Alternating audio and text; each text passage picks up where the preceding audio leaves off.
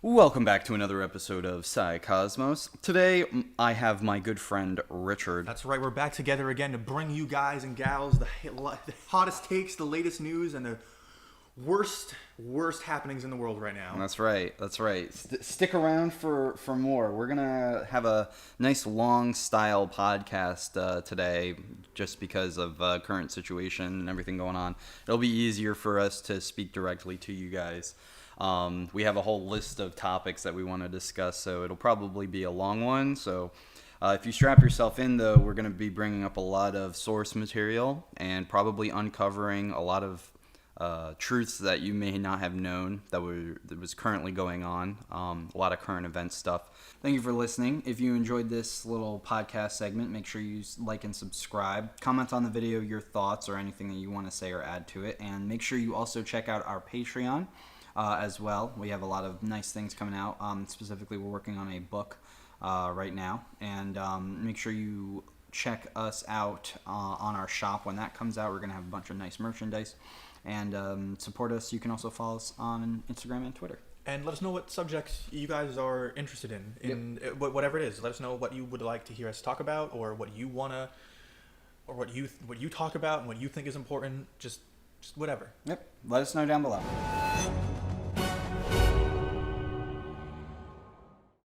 Currently, it's just towards the end of June 2020. There's been a lot of different things that have been going on right now. And what an exciting year it's been, folks. Yeah, so between coronavirus and we have an upcoming election here in America, and then on top of that, you have a lot of things that have been going on about societal change. Whether brutality, protests. Right.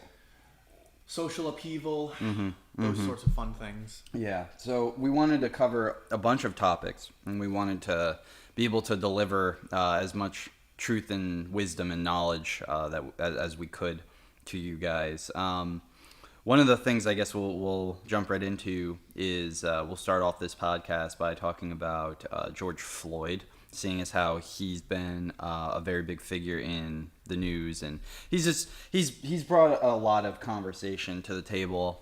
Most of it has been good. Some of it has been really bad. I've seen a lot of calls for change towards systemic racism in society, which I think is a good thing. I've also seen calls for violence, which I think is a bad thing. That's, of course, very blanket nutshell way to say it, but I'm sure we can get into some of the deeper details here. But so just a preface, right? So we can be abundantly clear at the outset. We're going to give you our takes and opinions on things, and we're going to try to base it as much as we can in objective truth and facts and news sources. Yes. However, given the current climate of everything, no one is perfect, and these news organizations are made up of people. So everybody has a vested interest in making their story seem the most powerful, the most compelling, and to attract the most amount of people. Right. And sometimes that really strengthens the motivations, I think, of people who are writing, because it can come from a good place, and you're looking for those things from a positive angle. Right. But a lot of the times, what you see on both sides, it's not limited to any political faction or ideology. Right. You have these people that are essentially the common term is pundits that go out there, and they pretty much only exclusively say things that are either directly in line with their political affiliation, or that will directly or indirectly support their political affiliation, while discrediting the other side. Right. And that is rampant in American news media today. Yeah, and that's a huge problem, right? Because you have two different sides of the same coin trying to spin a story to kind of describe one side being the person at fault and the other side being the person who did absolutely nothing wrong, and vice versa. Well, a common tactic is we both agree on a problem, but my solution is the objectively good one, and if you don't support my solution, then it's because there is some sort of moral failing on your part. Right. And first of all, it's just inaccurate, and on top of that, it's disgusting, and it's never going to get us anywhere. Absolutely. We would be remiss, if we didn't kind of, mention a little bit of aspects about ourselves, because for some reason, people today they either scrutinize the person who's speaking very heavily, or they don't scrutinize them at all. And a perfect example of that is Trump versus Obama. If Donald Trump comes out and says, the sky is blue, it's a blue color, if somebody would find some kind of way to be like, well, technically the sky isn't blue, and Donald Trump was wrong because it's actually a reflection off of the ocean that makes the sky blue. Meanwhile, if Obama came out, and of course, I'm specifically talking about a lot of the media organizations. It seems like they really like to cater and pander towards, what a lot of people, I guess, would describe as a liberal narrative. Now, we're pretty independent here on this channel, but it doesn't mean that we're not going to point out the biases within society, right? But if Obama were to come out, it's like, folks, I gotta tell you, the sky. Beautiful shade of blue.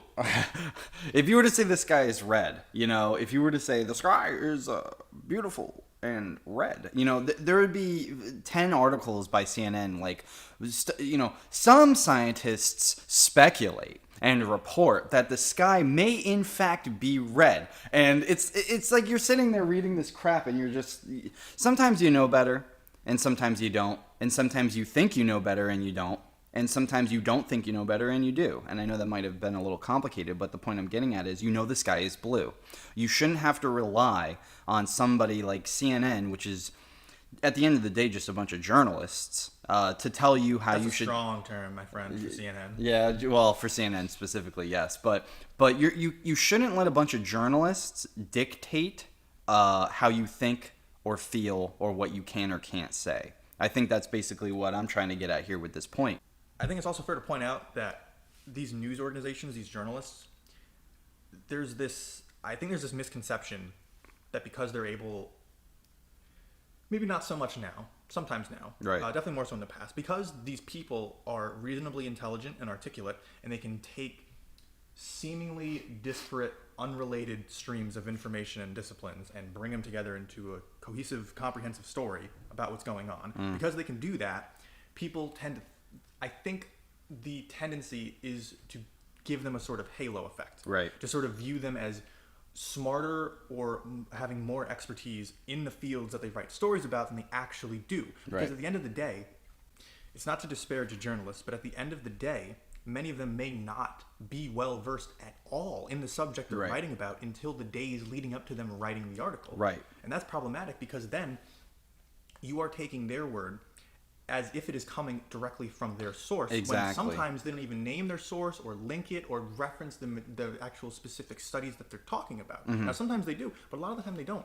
So what I'm saying is, you got to go to the source. You got to do it yourself. Right. You can't just rely on the journalist to tell you what it says. You need to read it yourself and see what it says. Absolutely. And that's one of the biggest issues why there's been so much fear-mongering specifically about coronavirus. Because you'll get tens of thousands of articles written by a bunch of journalists who are not scientists, who are not medical practitioners, and they will write an opinion piece, not label it as an opinion piece. And next thing you know, you have your entire family arguing over at the dinner table because they read something that somebody else wrote.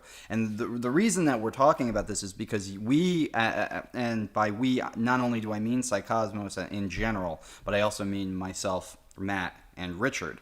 We want you guys, the viewer, the listener, to understand that at the end of the day, what we're essentially doing is the same thing. We're being journalists. So we don't want you to just take what we say as fact. We want you to go and do the research yourself. And when we say that, we recommend that you do research the way that we do the research, which is once you find an article, as Richard said, you have to go to the source, okay? If an article says something like, the sky is red, all right?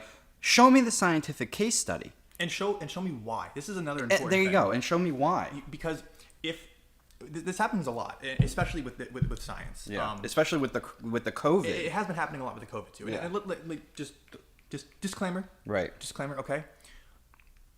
I don't know about Matt here, but just disclaimer. This is ridiculous. I even have to say this. COVID is a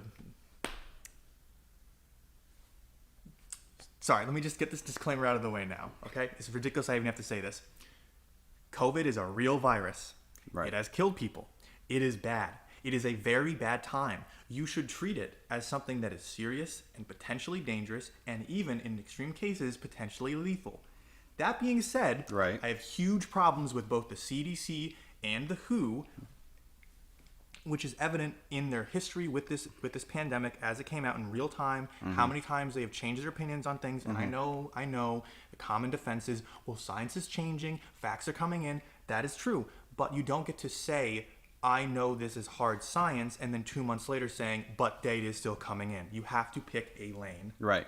And that's kind of the big issue, right? You have either the organizations themselves who are at fault, or you have the journalists who are so heavily opinionated that they're trying to spin a narrative, and whether it's backed by a political bias or if it's backed by money, it's still wrong. So what we're trying to kind of convey to you, and I guess we've taken 10 minutes to try to get this point across, is we do a lot of very extensive research. We don't just read headlines. We read the case studies themselves. I can't even describe to you how many books and, declassified CIA documents and a bunch of other different crap that Richard and I have read over the last year alone. It's not easy. You gotta try to find it. If you're trying to find information on something and you can't find, like, let me just put it this way: if you're thinking, is X good or bad, right? And you search that, and all you can find exclusively is stuff about how X is objectively the best thing in the world,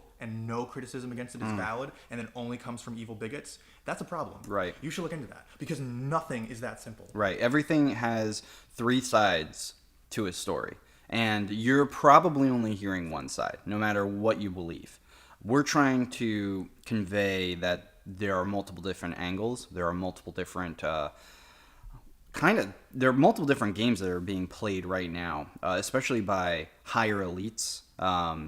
People who have firsthand access to the real information and the real knowledge, at least in the most unbiased access of knowledge before it gets kind of spun to the public. So what we're trying to do in this podcast, and we'll move on to the next topic, is we are trying to convey what is currently going on in the world so that you can be more aware, if that makes sense. So I think this would be a good time to kind of go into the riots and the protests that have been going on in the country. Yes, so for those of you who don't know, I legitimately don't know how you would not know this living in America. Right. But May 25th, May 25th, George Floyd was killed by a police officer, former police officer now in Minneapolis. Right. One Derek Chauvin, not sure. I don't know how to pronounce it. For those we'll of you just call him Officer Derek. Former Officer Derek. Yes. For those of you who haven't seen the video, it's pretty awful. It's very graphic. Yep. And so let's start with the initial narrative, the initial public opinion, and the initial public reaction, and then we can go into a little bit more details here. So basically what happened with the George Floyd situation was you had a man who went to, the story claims that he allegedly went to go purchase something with counterfeit currency. He was then pulled over. There's a video of him. Some people say he was resisting arrest. Some people say he wasn't.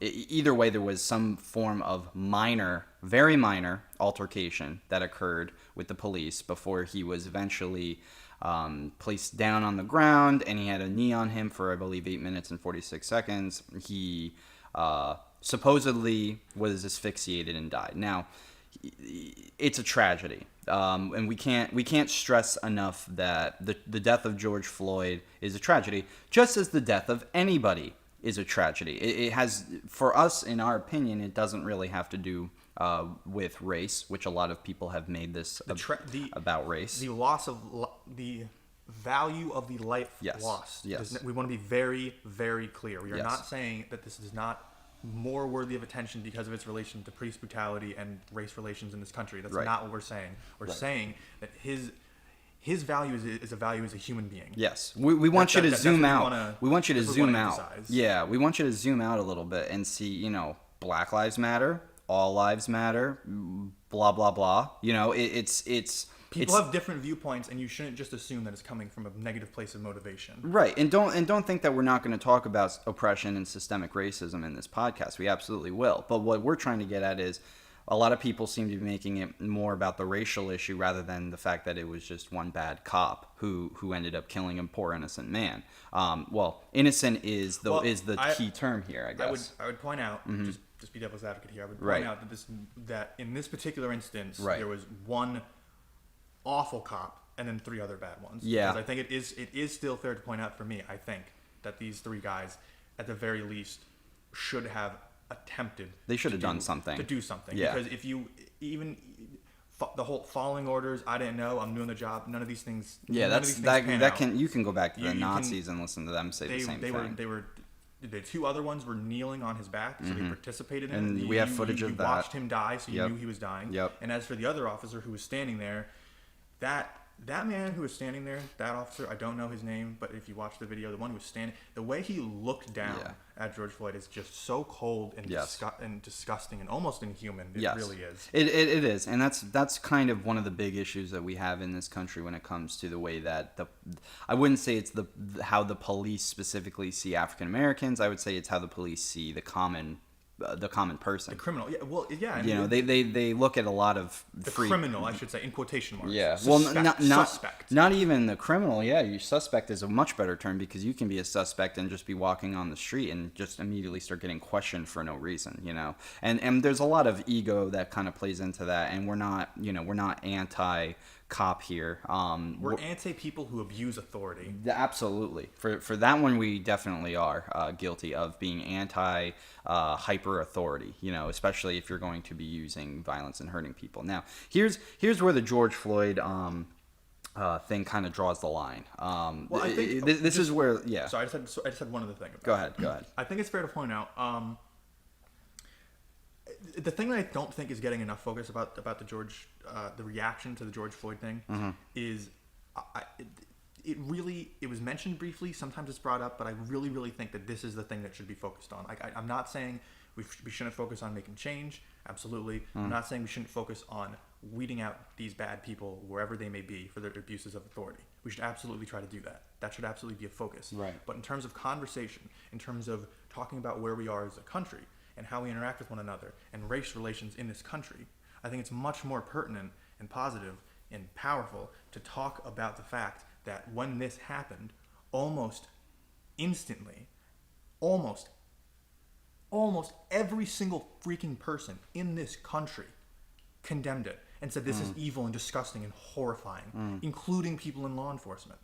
I've never seen a tragedy happen in this country where so many people were on the same page and had almost the same viewpoint. And that's important, and we'll tie that back. We'll come back to that because it's a tragedy now that has been overshadowed in many ways and undermined by some bad actors on both sides now. Right. But So that's a really good topic to bring up because what Richard is getting at is the fact that not only is there a massive amount of miscommunication with situations like this, and they should never happen. Now, we say that as if we live in a utopian society, but we know very damn well that terrible things are going to go on. Now, does that justify it? No. But just as there are bad cops that are doing bad things to innocent people who don't deserve it, there are bad people who are doing innocent things to bad people, and there are also cops who save those people. So there's a bunch of different cogs in the machine. We don't live in a utopian style society where we can just pretend like nobody's ever going to get hurt, nobody's ever going to get their stuff taken or get killed. I mean, it's a hard truth to swallow, but it's still a reality that we live in, and it sucks. But a big issue that I've noticed is once somebody passes away tragically like this, in an altercation with the police, it seems as though a very common switch kind of goes off in a lot of different people in the public, and all of a sudden there's more violence. There's calls for more violence. There's calls for revenge. There's calls for breaking and entering. There's calls for destruction of property. There's calls for defacing other people's property. And then there are those things. Well, that's what I mean. In many cases. That's what I'm kind of alluding to is you had the death of an innocent man, and protesting peacefully is a wonderful way to kind of go about it. But then there's this entire ideology that kind of believes No, what we need to do, Martin Luther King or Malcolm X said that the best way to get a reaction is to riot and not just peaceful protest, and that's a bunch of BS. And the reason that I'm saying that is because you're just trying to justify negligent actions on behalf of the death of somebody who is innocent. You're trying to justify going out and burning down a Japanese owner's business with him inside, killing him. You're trying to justify burning down a Holocaust survivor's business. These are things that happened in the Minneapolis area, and that was in the first week of the what I will call the riots. Now, there's a difference between riots and protests. Yes, and to be clear, we are not saying that everybody who felt a powerful way, or even people who were extremely angry about what they saw, they do not fall in the same camp, and they are not, let's say, we're not saying that everybody who did these actions in Minneapolis is cut from that cloth. Right. That's not what we're saying. We're saying that if you do those things, if you do those things in terms of having a reasonable conversation with you and you having input into what we do with our society to better it, I'm sorry, you're off the table. As soon as you take it upon yourself to burn down people's property because you're upset about something, right, that is when you are being completely irrational and you are not interested in creating or bettering. You are only interested in destroying. And what most people, very well put, and what most people don't even understand, and here's one of these many little pearls of wisdom that we're going to drop in this podcast. Trust you, me, there will be a lot of pearls that are dropped in this podcast. The big issue here is that people who are going around justifying the violence and the riots don't even understand that they are just a pawn in a much bigger game. This isn't about emotional people who are extremely angry at systemic oppression in this country. In many cases, in many cases, not all. In most cases where violence and extremism and sometimes murder and theft is occurring, there are a lot of police that are seemingly involved. There are a lot of people who are pretending to be common protesters who are involved. A lot of people inciting violence on purpose because of an agenda. And again, to just look at it and say, oh man, this is just a bunch of, I'm just going to say it for what other people are calling it, a bunch of angry black people going around rioting, that's completely false. I mean, the narrative for that is just completely false. There's insurmountable amounts of evidence to prove that there is a inner working of people who are actually being paid, in some cases, not all, to go along with this entire process, and we're gonna get into that. And that's aside from the fact that now, I mean, so we have that. Yeah. We have bad actors. Right. We have. So you could say, when I mean bad actors, I mean you got people who believe the ideology to the most extreme level. Right. Then you have opportunists, people who just want to show up when stuff starts breaking so they can run in and steal stuff. Right. Then you have there's a bunch of different cogs, officers, all cogs in the machine. Then you got officers that apparently it's been proven in some cases you have officers who appear to be undercover pretending to be protesters and instigating them to do things, which is actually something that they did back in the Occupy Wall Street days as well. Right. And then on top of that, you have the list goes on and on and on. Well, this is just the one big one I wanted to point out. Then you have rogue groups. I'm sure people have heard about this, going to cities and setting up bricks. Yes. Setting up big pallets and piles of bricks. And Antifa's involvement in that, yes, and et cetera, et cetera. So there are many different layers, and we do want to touch on that.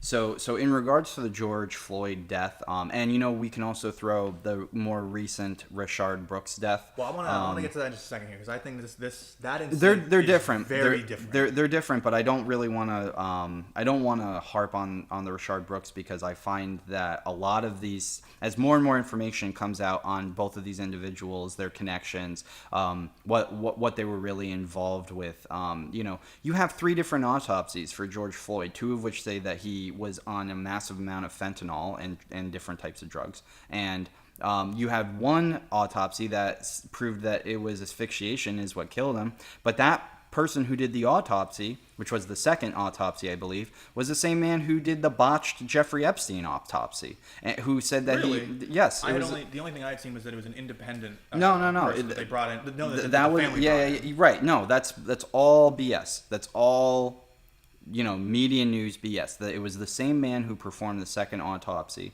that performed the Jeffrey Epstein one. The one who said he died of asphyxiation. The other two autopsies claimed, from my recollection, and maybe I know at least the first one for damn sure, confirmed that he had a lethal amount of drugs in his system. Now that doesn't take away from the fact that this man was murdered. But what point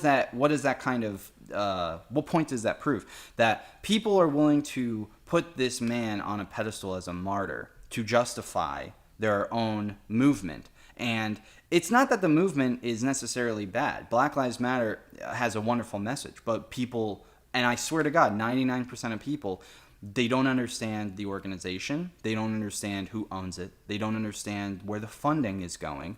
And we are saying you need to do more research. If you're going to go out and you're going to commit atrocious acts of violence, murder, stealing, looting, things like that, all in the name of something that you believe is a good movement, when it turns out that there are way, way, way more details than you know. And for example, most people don't know that the current Black Lives Matter movement, if you go and you donate to them, you can read it on their website. They're giving their money to an organization called Act Blue. And Act Blue is, in turn... Well, hold on. They don't give the money to Act Blue. Okay. As far as I understand it, Act Blue is a platform that operates, which you can use to create groups to collect funds. Right. It's commonly and popularly used by a bunch of different people, but the most important group I would say among them is Democrat politicians. And that's the specifics. But at the end of the day, the money is going to the pockets of white Democrats for the most part. Let's be careful here. We'll be careful. No, because it's not as simple as you donate to Black Lives Matter and Black Lives Matter takes your $5 bill, they turn around and they hand it to Act Blue. No, that's not what it is. That's not what I'm saying. But there are different. I would point. Go ahead.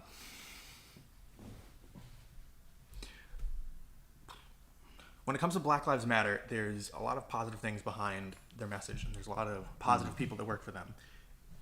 It's fair to point out, though, that there's some misconceptions about them, and one of the misconceptions about them is that they're a primarily grassroots-fed organization that doesn't receive any big funding or that doesn't have any big funding connections, and that's not true. Right.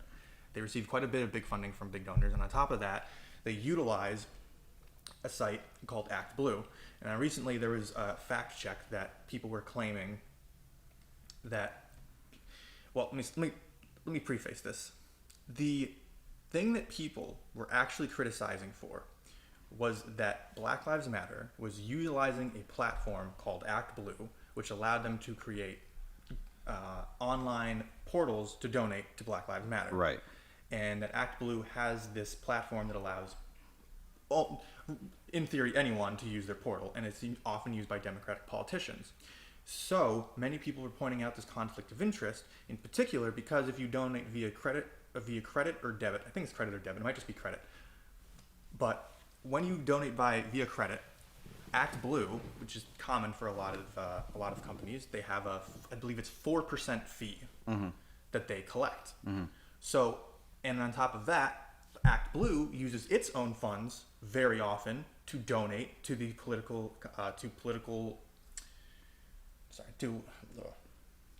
and Act Blue very often uses its money and its profits in quotation marks because officially it's a non-for-profit organization, whatever. That doesn't mean that it doesn't make profits, but you get my point.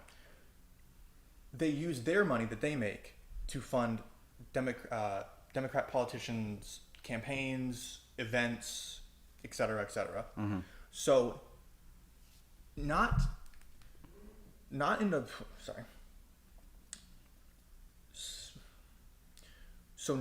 it's not necessarily that you donate money to Black Lives Matter, they take your money and they turn around and they hand it to Act Blue or to Democratic politicians.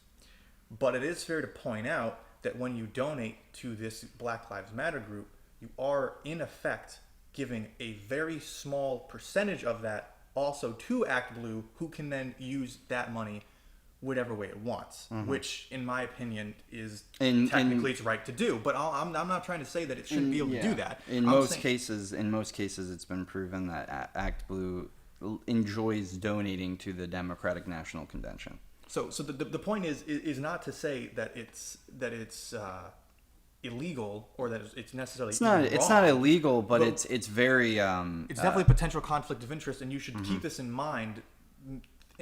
You should keep in mind that Black Lives Matter is a political organization. It is a political movement.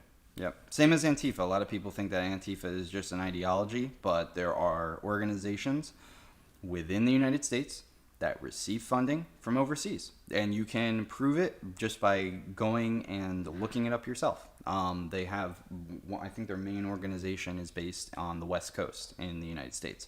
So when people go around pretending like they know about politics or pretending like they know exactly what their movement is about, and they get on board with the bandwagon. These people do very little research into what they're actually doing. They just understand the very fundamental, politically backed rhetoric, which is Black Lives Matter, which is true. They do matter. I don't know why. I don't know why there seems to be such a misconception in this country where people believe that Black lives don't matter. Yes, you have racists. You have plenty of racist people that live in this country.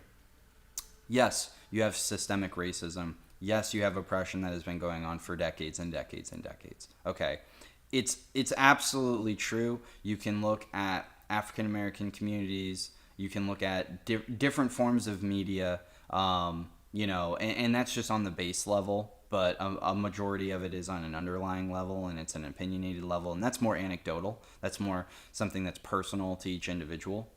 But at the same token, it seems like there's also, and again, this is a very small minority. There seems to be some kind of very deep-rooted anger specifically towards white people. Specifically, which is, white people is just a blanket term, the same as black people is a blanket term. You're basically just going to group a whole bunch of people together based off of how they look like. I mean, if you're going to tell me that the Swedes and the British are on the same level of magnitude of trying to take over the world and their crimes against humanity, you'd be a liar. You'd be a straight up liar. But if you look at a British person and a Swedish person, you'd say they're both white. I mean, saying the point I'm trying to get with that is it's just so shocking that the media can turn so quickly their attention from one thing to another, and then they make these blanket statements like,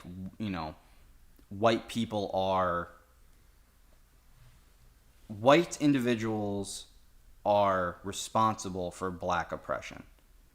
Overall, you could argue, yes, there have been a lot of white people in power who have probably not helped African American people. But can you give me specific examples? Because if all it is somebody doesn't like you for the color of your skin, that sucks. And I've had that happen to me as somebody who has white skin. I've had that. I have had people, stereotype me, call me racial names, physically intimidate me and try to hurt me for being a specific color. I'm not going to say that I get it, but I also have had my own experiences. But if you're going to tell me that there's just one evil white man at the tippity top and he's looking down from this big pyramid and he's like, yes, I just want to keep all the minorities, completely oppressed, that would be ridiculous to say the least. Because what people don't get is that once you get on those upper echelons, once you're talking billions of dollars, those people don't look at race the same way that middle class, lower middle class, upper middle class people see race. I mean, Bill Gates is a prime example of that. His family has been linked repeatedly, especially his father, and to a bunch of different eugenic organizations. And if you don't know what that is, eugenics is like racism on steroids. Eugenics is not my race is superior to your race, like, something like white superiority. Eugenics is my genetics are superior to your genetics, and that goes for everybody. Everybody who's not a part of my family. Going off Matt's example, this is a trend you see a lot, where it's specific groups. Well, a relatively specific group will get blamed, and everybody in the group will be held to the same standard as, say, one bad individual. Right. This happens all the time. So in Matt's example, I wish it were the case, even, and this sounds strange, I wish it were the case that these stories that, in my approximation, have some level of anti-white sentiment. Yeah. Because when you have articles like white people should do this, white people should stop doing that, it's very strange to see that, to see an organization talk about a racial group in such blanket, huge terms like that, and it be totally fine. But Right. if they were running a story that basically there is one white man at the top, let's say they ran stories and it's just like Donald Trump is the one that is responsible for white supremacy, Right. him and him alone. Right. I wish I could read stories like that, because at least, even though that's, in my approximation, ridiculous and just ignores history and the actions of every other individual in this country, that you could at least understand, and you could see that it relates to their hatred of Donald Trump and the perceived failures that he has to them. But they don't do that. Instead, what they do is they use the entire racial group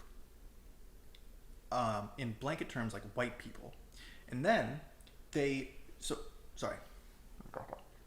But instead, what they do is they choose one absolutely deplorable, or a small group of absolutely deplorable, disgusting, degenerate white individuals, Right. and then they say this is indicative of problems within the larger white population, and then they apply those stereotypes. They apply those stereotypes, and they apply the judgments against those specific deplorable individuals that are completely justified, but then they take those judgments and they apply it to the entire racial group. Right.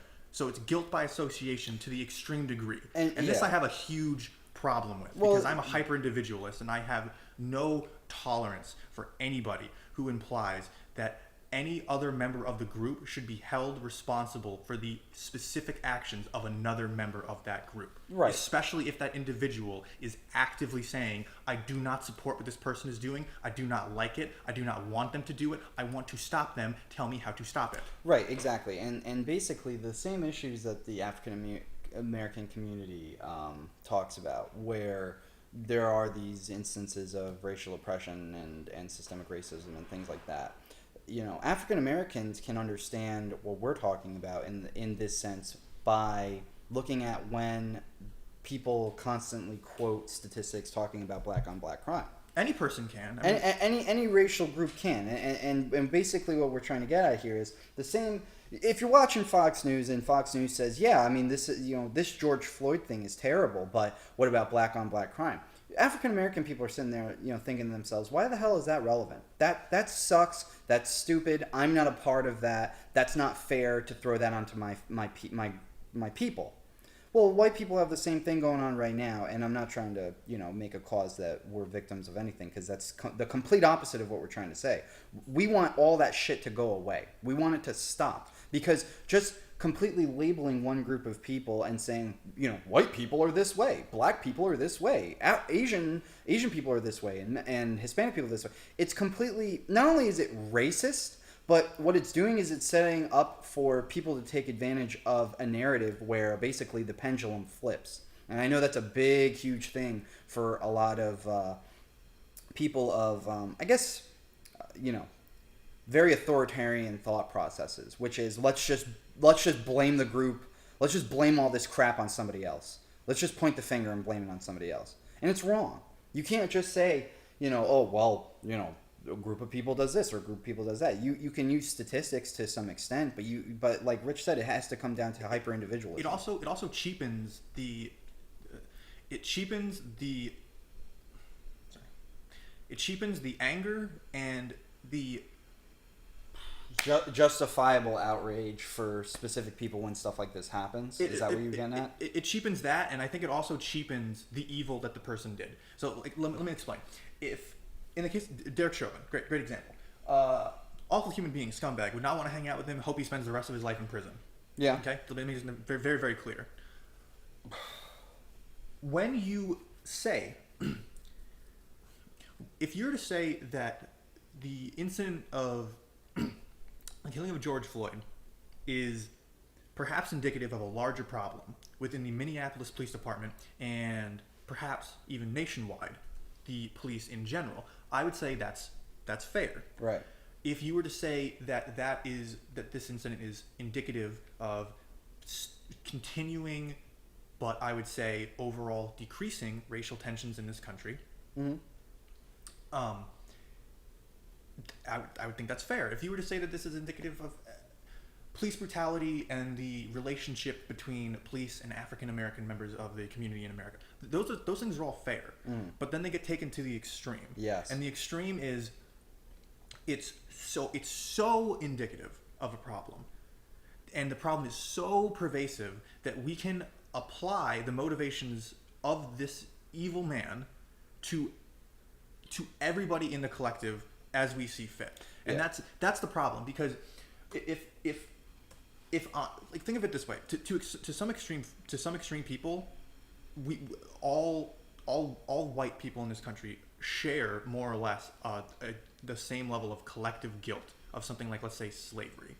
But it's like, if you apply that to anything else, you're just cheapening the evil of the person. Right. If you're going to tell me that I have as much guilt in this country of contributing towards racism and police brutality and racist interactions between the police because of how I view things, or because of how I talk about them, or because of being silent on certain issues, or what have you. If you're saying that gives me the same level of white guilt as Derek Chauvin, that's absurd. I'm not even going to talk about. I'm going to completely skip over the fact that would be insulting to me, and say that's insulting to the life that this man, that Chauvin took, to his family, to all these people who are suffering and hurt. To say that this man killing somebody is equivalent of somebody else living elsewhere in the country having certain opinions just because they're white. Right. So long story short, if you're going to go around saying that black people are a certain way or white people are a certain way, you're racist. End of story. I don't want to hear ifs, ands, or buts. You can't just generalize people in a group like that. That's stupid. And we want to move to talk about the Black Lives Matter movement a little bit more. So let me. I'm trying to be careful here, folks, because there's. Yeah, Rich likes to tread a little more carefully than I do. I like to just kind of call out facts the way that they are. My idol is Jordan B. Peterson. Mm-hmm. I hope you're doing well, Jordan. Yes, yeah, he's a good man to take a note on, because you can say things that are truthful and still get labeled whatever you want. That's right. And just so that everybody knows, I personally don't really give a crap if you want to label me as whatever. I know what I am, and you're not gonna just slander me. You know, I try to watch what I say. I like to give very high level explanations of things, so you could probably take it out of context, but you're not going to tell me I'm a racist or some kind of bull crap like that. So,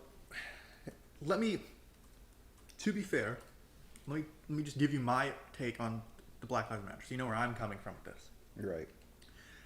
I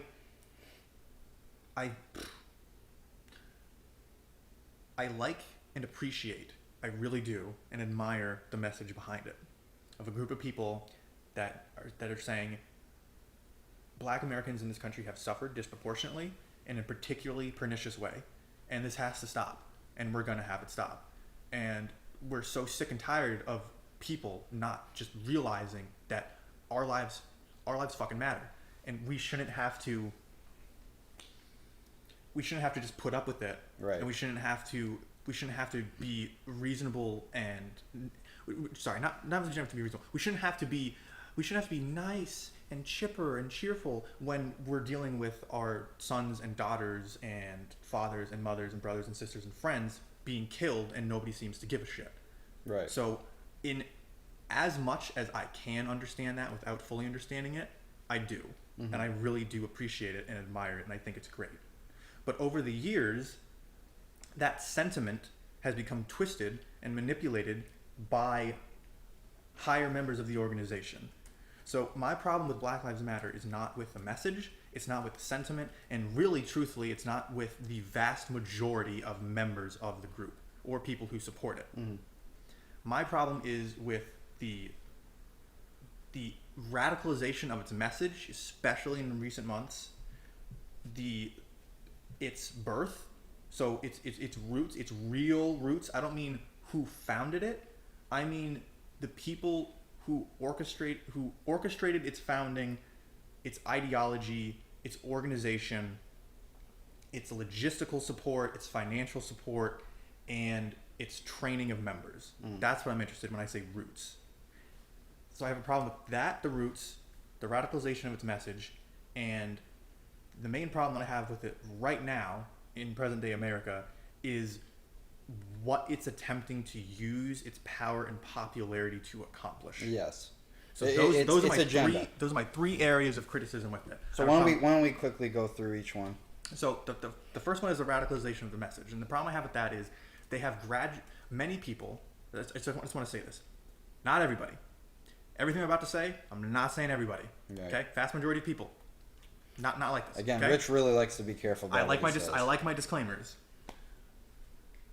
Many people in the movement have graduated away from lifting Black people up, having their voices heard, emphasizing their worth and their value, getting them more involved, having them more engaged in politics.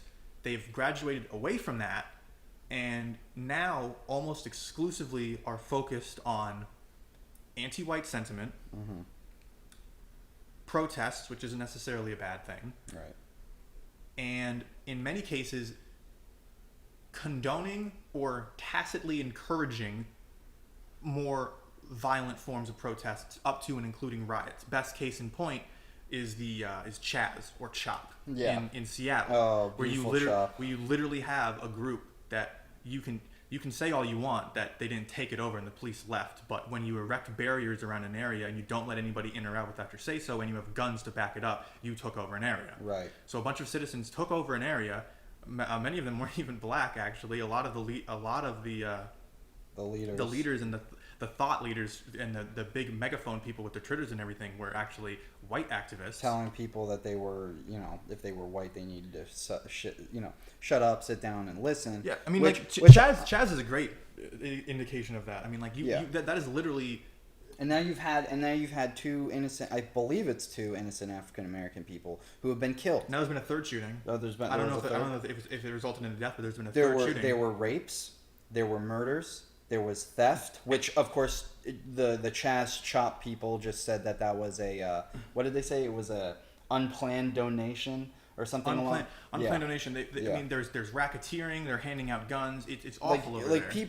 This is called anarchy, people. And if you're for it, you need to understand where it comes from, who is funding these people, why they're doing it. You really think that a group of people are just going to get guns and close off 6 blocks because of racial oppression in this country? You don't think they have anybody bigger in their back pocket? You really think that these white people are going to go and they're going to liberate, and I'm using air quotes with liberate, 6 blocks of Seattle, and they're going to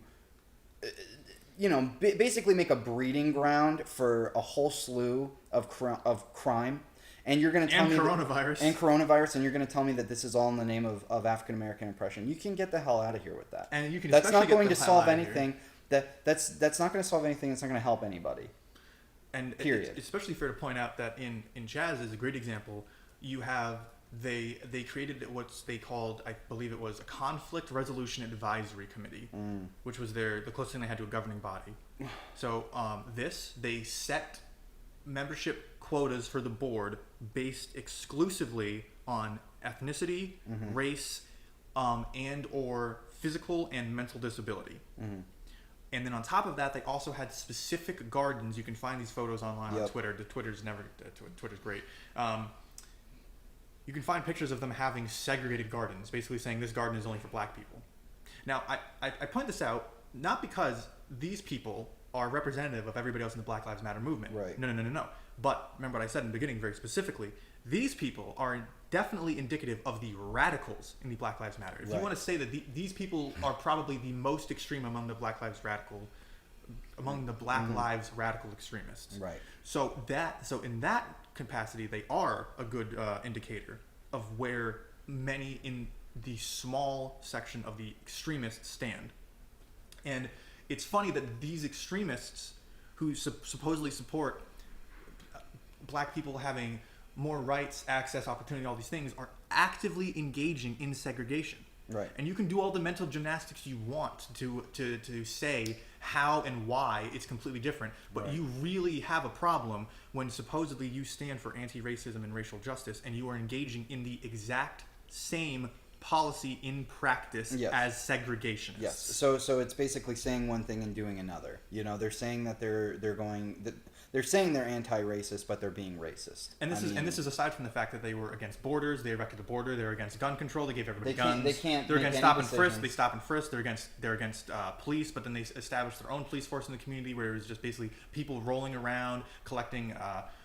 What would you call it? Collecting the fee to do business in Lovely Chaz, which we call extortion and racketeering, and the fact that it is literally run by a self-proclaimed warlord rapper by the name of Raz Simone. Yes, and this who man has now received a grant from the city of Seattle. You tell me how somebody can show up to an area, organized armed insurrection, take over 6 blocks of a city, kick the police out of it essentially, prevent people from doing it, setting this up in residential home area, taking away people's businesses, preventing people from leaving, stealing their stuff, allowing rapes and murders to happen, and then the city gives him grant money, $83,000, which I don't know exactly where it comes from. But I would be willing to bet that in some small part it comes from taxpayer money. And if you were in Seattle, I would be absolutely livid and then get the fuck out of there. Yeah. Why don't we talk about the weather underground and Thousand Currents? So now this is what I have a problem with the radicalization of the message. Right.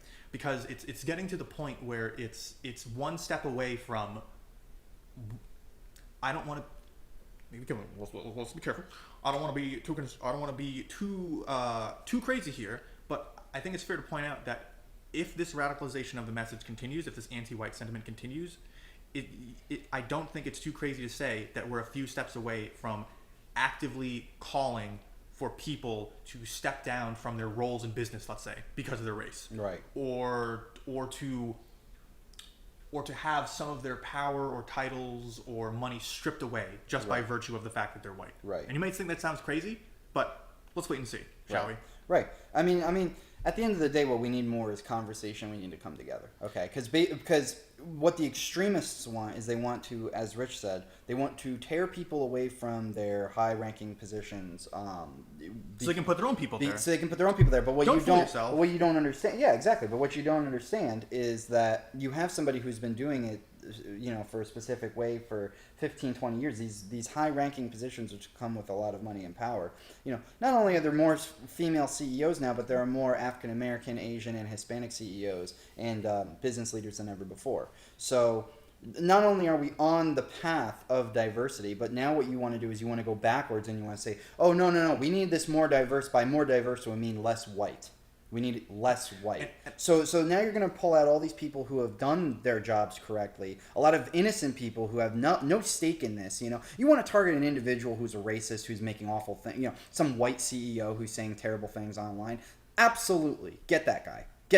But you're not going to say that just some random innocent person needs to be stripped of their job, especially if they've been doing a good job for 15 years, and then you're going to put in somebody who has absolutely no experience. You're talking about, we need a bridge. We need a bridge. We need to come together as a community. Either that, or it's just going to end in us, basically fighting each other. And nobody wants that. Nobody wants that. If you want that, you're the problem. I don't care who you are, what you say, what race you are. And as a brief side note, okay, and I do have to make this point. All right, anybody listening right now could just chalk this up to, well, this is just two white guys. What do they know? All right.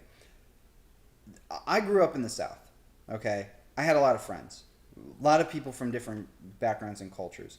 I went to college in a pretty diverse college. Actually, my college that I went to, which I'm not going to name, is one of the top colleges for international transfer students. Okay, so I was partying with people from Saudi Arabia, just as I was partying with my brothers, just as I was partying with, and I wasn't even in a fraternity. I wasn't associated with any of that, but I knew people all around that school. And I had friends hung out with. I would get, this was college days. I would get stoned and go to a Waffle House in the ghetto at 3 a.m. with my boys. All right? I've listened to their stories. I know how bad it is. I grew up poor myself. Okay? And I'm not saying that it's the same. I'm saying I think I have a semblance.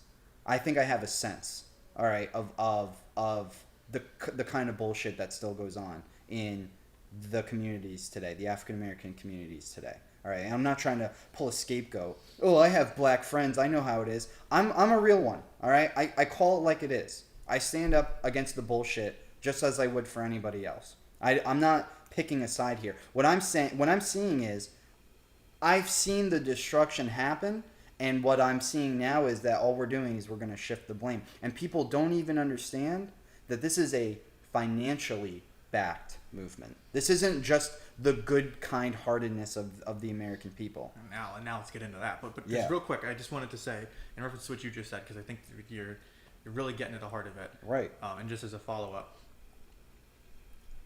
our problem, even though we said specifically, because I was pointing to a certain thing, but our problem with the anti-white sentiment isn't that it's anti-white. It's that it's anti-race. Yes. That's my problem. Yeah. Okay. Let me be very, very clear. And I'm sure you can chalk it up to me being a white man to have to having a specific problem with anti-white sentiment, and that would be somewhat fair and also somewhat racist, because you'd be only making that determination by my skin color.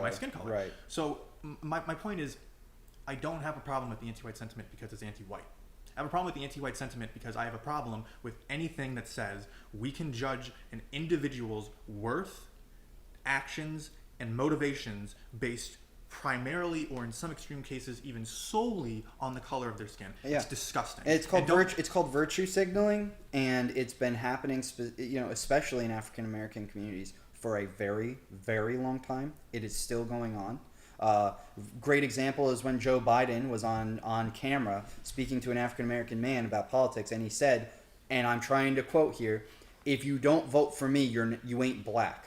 Because what he's virtue signaling is the fact that majority of time over history, especially in the last 30 to 40 years, African Americans have specifically voted Democrat. So he's basically saying, if you don't vote for me, you're not a true black person, and what the illusion could be taken as. That's racist. It is, and it's also funny because if you recall, about a couple of years ago, Donald Trump made a very similar statement about Jewish Americans, where he basically said it was at the time where the Democratic Party was heavily pushing for, I believe, the full a boycott, divestment, and sanctions. I think it's called BDS. I think that's the thing that was trying to be used in Congress, basically to have severe sanctions and boycotts against Israel for its treatment of Palestinians in the Gaza Strip specifically. I think that was the main issue. And that while this was going on, if you recall, this was also right around the time that Rashida Tlaib and Ilhan Omar, members of Congress, both were making, and it was known that they had anti-Semitic ties in their past and had made anti-Semitic comments, very anti-Semitic comments.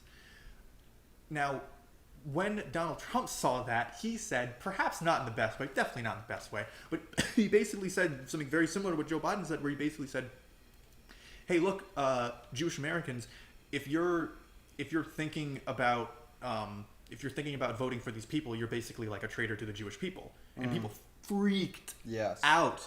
Freaked out. Somewhat rightfully so. Right. But I would also be willing to point that in the case of that, Donald Trump was specifically referring, hey, Jewish Americans who tend to like Israel, go figure. America tends to like Israel, go figure. If you vote for people who are actively saying anti-Semitic things and their leadership isn't holding them accountable, because they never censored Ilhan Omar, by the way, they never censored her for that. If you're doing that, and he was basically saying, Jewish Americans, if you're going to vote for these people who are saying these anti-Semitic things and who are engaging in this anti-Semitic acts, hobnobbing with legitimate anti-Semites, and on top of all of that, their leadership isn't discouraging it or holding them accountable for these things when supposedly they're supposed to stand up for anti-Semitism. Donald Trump is basically saying, hey, why are you going to vote for these people? Like, they do not have your Jewish interest at heart. And I don't think he said that very well, obviously. The same way that Joe Biden didn't say it very well. And I don't, and at the core, I don't think it's an effective tactic or that it's right, because you shouldn't call somebody's racial, ethnic, or religious identity into question or to challenge it or to undermine it or question its motivations based on how a person votes. Right. And that's what they did in both of those cases. They basically, because Joe Biden wasn't just saying you should vote for me. He wasn't just saying you should vote for me because you're black and because I'm a Democrat. He was legitimately, in a small way, undermining every black person's identity. Yes. Watch that, and that may have been thinking of not voting for him. He was basically saying, you are not a black American. Mm-hmm. You do not truly identify with your racial identity in this country. And that's a disgusting thing to say to anybody. And what people need to understand is, whether or not that's up to the evidence, I guess you could claim that Joe Biden is quote unquote racist or something like that. That's up for speculation. All right. What it proves, however, what something like Joe Biden saying that, or even Donald Trump saying what he said about the Jewish people, what it proves is that larger political entities such as Trump and Biden see the American public as those who vote via their race. Okay? In other words, this is what I'm saying. You don't have these guys just make those statements like that, okay? Most of the time, they're told to allude to something like that by marketers and people who are paid probably millions of dollars to find out what makes the average person tick. So if the average person votes based off of their race or their identity alone, there's a problem with the American public. It's not just these people that we're putting on a pedestal. Whether you like Trump or Biden, it's not just these people that we're putting on a pedestal and they're like, oh man, these guys are racist because they're basically saying, oh, well, if you're Jewish, you got to vote red, or if you're black, you got to vote blue. No, they are either trying to put that idea into the American public's mind. When Joe Biden says something like that, he's trying to tell you if you're black, you must vote Democrat. Or that is the case, and they're trying to pander to it. Now, either way, it's wrong. Either way, it's not justifiable. But if it is the latter, if it is the actual fact that a majority of people vote based off of their identity, I won't even say their race. I'll say based off of their identity. I wake up and I'm like, oh, well, I'm a straight heterosexual white male. I guess that means that I have to vote Republican. If that's the case, we have an issue in this country. This country will not last very long. You can't just vote a certain way based off of your identity. Okay? You can't just be a homosexual man and say, well, I have to vote Democrat because the Democrats say they have my best interest in mind because I'm gay and that's a big part of my identity. No, it doesn't work that way. Get off of your ego. All right? The whole point of voting is to come together as a collective to choose what the best option is for all of us, not what the best option is for just me. All right? You if you had somebody who was up there that was like, oh, I'm gonna give all white people $1,000, but everybody else I'm not gonna give them money. And then you had a bunch of white people go out and vote for that specific person. You would say that that's wrong because it is wrong. That's just virtue signaling. Well, they're doing that in a much, much more minor way by having Joe Biden make those types of comments. He's either trying to instill that into you or he's trying to make an assumption about the American public based off of past voting trends. Or shame you. Or to shame you. And either way, it's wrong. But the point that we're trying to get at is it's not harmless. Why is there not anger at that? Why is it that this man, Joe Biden specifically, and I'm not saying anything, I'm not trying to get political here about the Biden v. Trump thing. Maybe we'll talk about that a little bit later. But how is it that there's not more outrage at the fact that this man is even going to get 10 cents from the BLM movement, let alone who knows how much money he could potentially get from BLM through the Act Blue organization, as we previously mentioned, because they all, more than likely, and I'm not going to say it, 100% because I could be proven wrong, but in the past, based off of Act Blue's donations, based off of where they give their money, the more likely situation is Joe Biden will receive some, I would say, influential donation from Act Blue tied to BLM. So how does the African American community feel that the money that should be going to downtrodden communities, Project 8 housing, and things like that, communities where the money is absolutely necessary and needed in order to assist the black community to get out of their racial oppression, how are they going to feel knowing that some of that money is going to be tied to a white man who says things like, if you don't vote for me, you ain't black? There are conspiracy theories, actually, about Joe Biden, and I'm not trying to go crazy here. I'm not trying to go crazy, right or left wing or whatever, but there are conspiracies that Joe Biden is involved very heavily with sex trafficking rings. There are rape allegations against Joe Biden that, unlike Trump's rape allegations, Joe Biden's are still on the table. All of Trump's have been dismissed. There isn't a single live acting one, as far as I can tell, and I've been pretty up to date and active on it. So Biden still has live rape allegations that haven't been qualmed yet. Biden has a Ukrainian conspiracy allegation. I'm using conspiracy as a air quoted blanket term. Let's call it what it is. Biden committed a quid pro quo. Right. It is in quotes. Right. He literally said, by his own words, I told him, if you don't give me X, I won't give you money. Right. So make sure you give me X. And then the person said, okay, I gave you X. And then Joe Biden said, okay, good, here's the money.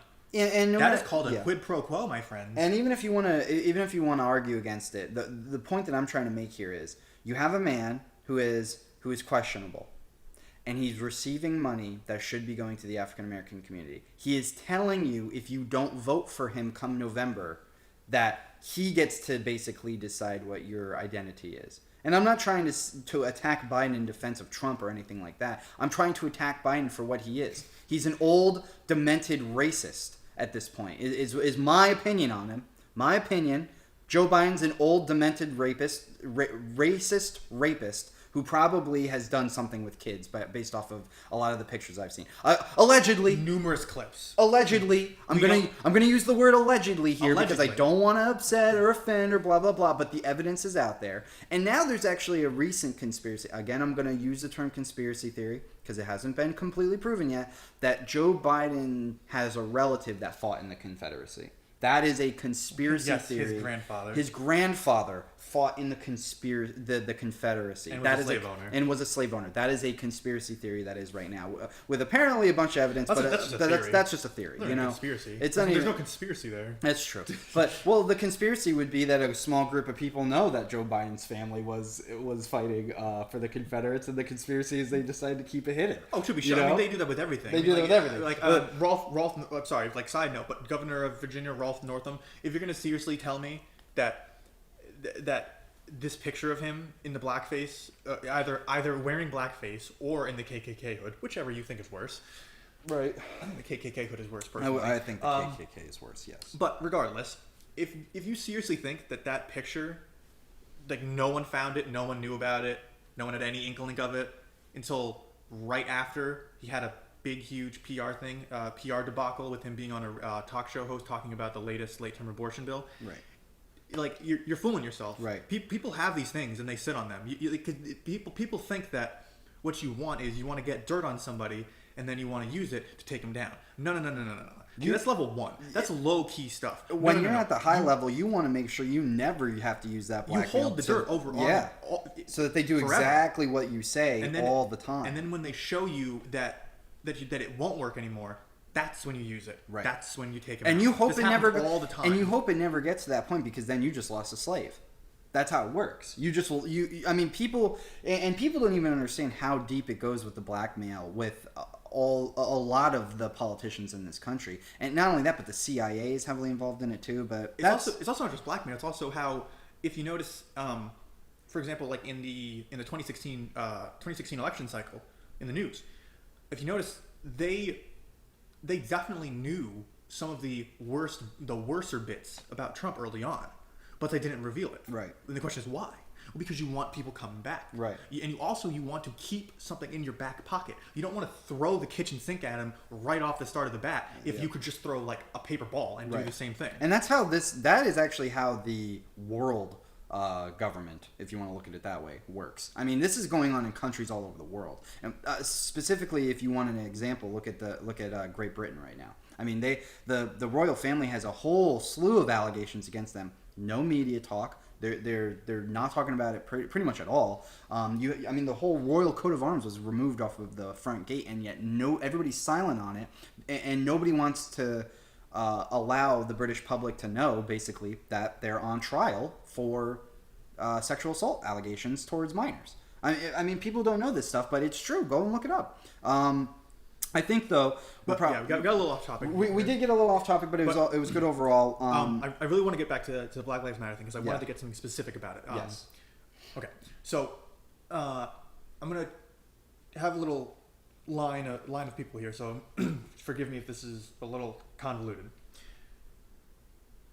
Black Lives Matter, the movement. The official organization is known as Black Lives Matter. I believe it's Black Lives Matter Global Foundation Network. I believe that's Global Foundation Network Incorporated. I believe that's its full official name. So this is the official Black Lives Matter organization. Okay. Now, an important question would be, is this group, which proclaims itself as a grassroots organization, which as far as I know, that's relatively true of how it started. If it is a grassroots movement, it would be interesting to find out if it had, say, a relatively large private company that was giving it everything from advice to training to legal assistance to organizational skills to money, etc., etc. It'd be very interesting to find out if that existed. Well, it does. There is a group by the name of 1,000 Currents, also known as 10,000 Currents, I believe. The woman in charge of 10,000 Currents is a woman by the name of Susan Rosenberg. And now if you look up Miss Susan Rosenberg, her Wikipedia page will call her an American far-left revolutionary. I will call her what she is. She is a terrorist. Mm-hmm. Now, why do I say she's a terrorist? Because there's a lot of evidence that she's a terrorist. Well, because you see, she was charged with and she was directly involved in multiple bombings in the 1970s, including the bombing of the Capitol building. Right. And then she was finally, eventually arrested and put to jail for possession of explosives, as the Wikipedia page puts it. What they don't tell you is that the possession of explosives was she was bringing it to a specific location to blow it up, which I would say is a conspiracy to destroy something. Right. At the very least. Right. So why is this relevant? Because you see, Ms. Susan Rosenberg, during these activities, was part of a group known as Weather Underground, originally known as the Weathermen. And this started in the early 1960s, originally from a student-based group in various college campuses across the country that was known as Students for a Democratic Society. They eventually formed into the Weather Underground. The Weather Underground was headed, in part, and one of its most prominent members is one Bill Ayers. I don't know if I'm pronouncing that correctly.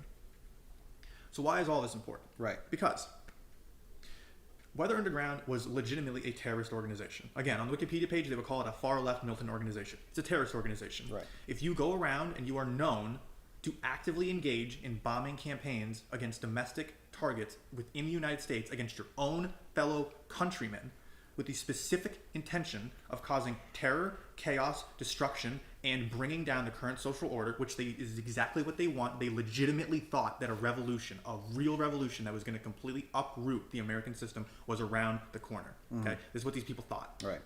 So if you do all those things, in my mind, you're a terrorist. So I'm going to call you a terrorist. Right. This terrorist group eventually... Sorry. So I got a little sidetracked. Okay. So Susan Rosenberg was influenced by this group, and she was eventually put in jail. Now, another interesting connection is that Bill Ayers was highly admired.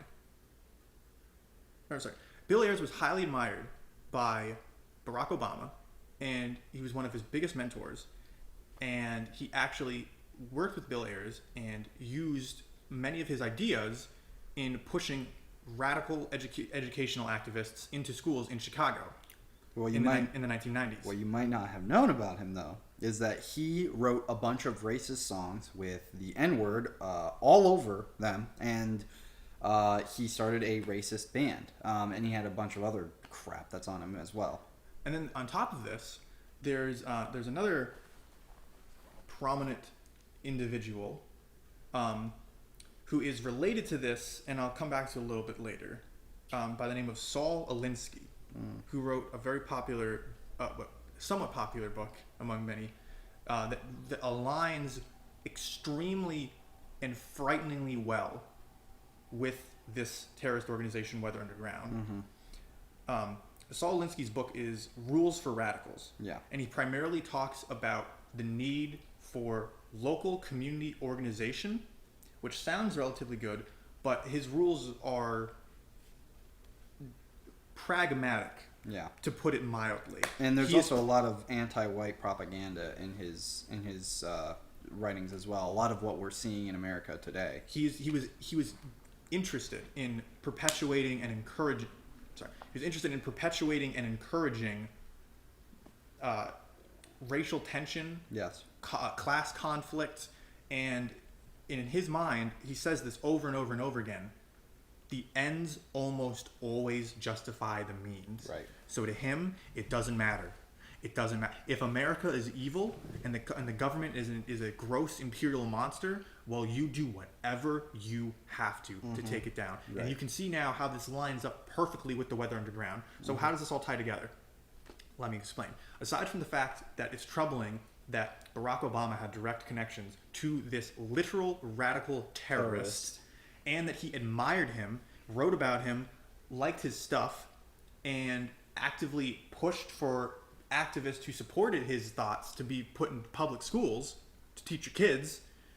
On top of all of that, Susan Rosenberg, going back to her, was supposed to she was finally convicted of these explosive charges possession, and the story is, according to Wikipedia and some other sources, of the official story is that it was argued by her lawyer that this was likely politically motivated, so that he believed that normally she would have gotten a 5-year sentence, which I think is absolute bullshit. Okay, you tried to blow up the freaking Capitol building. Yes, that's not what she was eventually convicted for, but that was only because of plea deals arranged with other members of the Weathermen or Underground, not because she was found innocent. Very important. Right. So she was supposed to get 58 years in maximum security prison.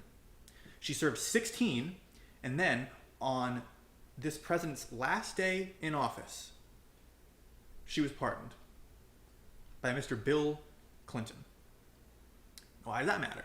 Well, it matters because now that she's free and that she's been free and she got to go right back to community organizing, she runs Thousand Currents now, she supports the Black Lives Matter, this literal convicted terrorist with radical views,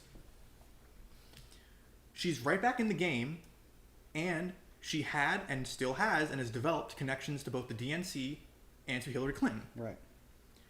Well, why does that matter? Well, because now you have somebody that is a convicted former terrorist with ties to 2 far-left radical groups, one of which became a militant terrorist organization. And these same groups were supported, lauded, and their ideologies greatly admired, in their own words, by both Barack Obama and Hillary Clinton. Hillary Clinton in the case of Saul Alinsky and the effects that the effects that his tactics had on community organizing, even though she wanted to expand it to a national level. That was her one issue of disagreement. She actually wrote her thesis, by the way, on this guy Saul Alinsky and how awesome he was. And then you have Barack Obama via Bill Ayers, who, again, it's 2 sides of the same coin, folks. You got on the one hand, you have highly trained, organized, funded militant terrorists. Fortunately, we're probably not going to see anything like that again, because let me tell you, apparently the 1970s was crazy with domestic terrorist bombings. It was absolutely nuts. And again, this points back to this doesn't happen with a random decentralized grassroots movement. Okay, this happens with a high amount of organization, funding, training. Yes. And they had all three of these things down. So this matters because now a person, Susan Rosenberg, former convicted terrorist, ties to these powerful people who also have ties to these radical organizations. She is directly aiding, training, and injecting her ideology, this radical ideology, into the Black Lives Matter movement. Yes. And they are using it as a political weapon. Mm-hmm. Another great example of this this same type of I guess what I'd like to call it is anti-American sentiment. Okay, is the defund the police movement, and it's not because we're extremely pro-cop or anti-cop or whatever. It's because the defund the police movement has ties to funding from George Soros, which, if you don't know, he's a billionaire who lives in Hungary. And he has been questionably quoted many times on his opinion of America, and he is not a fan. He's the subject of also numerous conspiracies, some parts of which have varying degrees of validity, so we're not going to get into that. Right. The thing that we want to emphasize is that he may be wrongfully portrayed a little bit as a bit of a boogeyman. Right. But at the same time, he's often people in the media fact check claims against him, and they repeatedly say that he's basically not involved at all with funding any political projects in this country, which is just laughably false. It's very false. He has openly said in the past that he wanted to get more involved with the political process of this country, which, again, his right.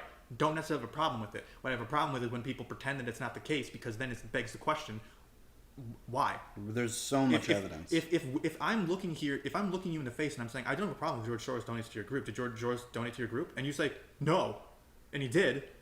Yeah. Why? Why are you lying? Yeah. I'm not saying that you did something wrong, but if you didn't do something wrong, if everything is above board, what is the problem? So this man, George Soros, has ties to a lot of different insurgents opportunities, as what I would describe them within America. So as Rich has basically stated, you have Black Lives Matter, which ironically is now trying to take on the oppression of the gay community, the LGBTQ community in this country. So they're basically trying to tie black oppression with gay oppression now, which makes absolutely no sense. People need to... No, I mean, I on one level, I think it doesn't make sense. But it makes sense from their perspective. It makes sense from their perspective because, as I stated before, this is all about ego and identity. They want to basically train African Americans and homosexuals to believe, if I'm gay or black or both or whatever, I need to vote blue. I need to vote Democrat. I would say they go one step further. Yeah. I think it's that, and then I think they take it one step further to basically, we are the only ones that can and want to and will protect you. Yes, that is the big fallacy here, is they are trying to play off of communities of people who have been hurt, again, and then they create this boogeyman situation where for the African Americans they're just going to blame all the white people. It's all the white people's problems. It's all white people's fault. White people need to take a knee and listen, and they need to shut the fuck up and just stop being oppressors, stop being murderers, going out there. Like, are you serious? I'm so sick and tired of that narrative where it is basically just trying to train people to think a certain way. People need to be more independent thinkers. They do. Like this notion, by the way, you just said it best. Let me ask you, on the subject of fear mongering. Right. Like, ask yourself seriously, because this is a phrase that gets tossed around a lot. And primarily, it seems that is thrown around to from what I see mostly on social media and the news. It's mostly thrown at Donald Trump and Republicans and his supporters. Right. So I ask you a serious question. What is a greater instance and example of fear mongering? For somebody who's running for president to say that our border is compromised, lots of bad people are coming through, lots of bad drugs are coming through, we need to do something, we need to crack down. This is very, very bad. We got bad people coming in the country doing bad things, bad hombres. What is worse? That level of fear mongering? Or telling an entire racial group of people in this country, Black Americans, that every day they have the risk of being murdered in the street just for being black, because that is what many people in the news are saying. Right. They're saying that it is legitimately that black people, when they walk outside, they have to literally, legitimately be scared for their life. That a police officer isn't just going to walk up to them and shoot them dead. Right.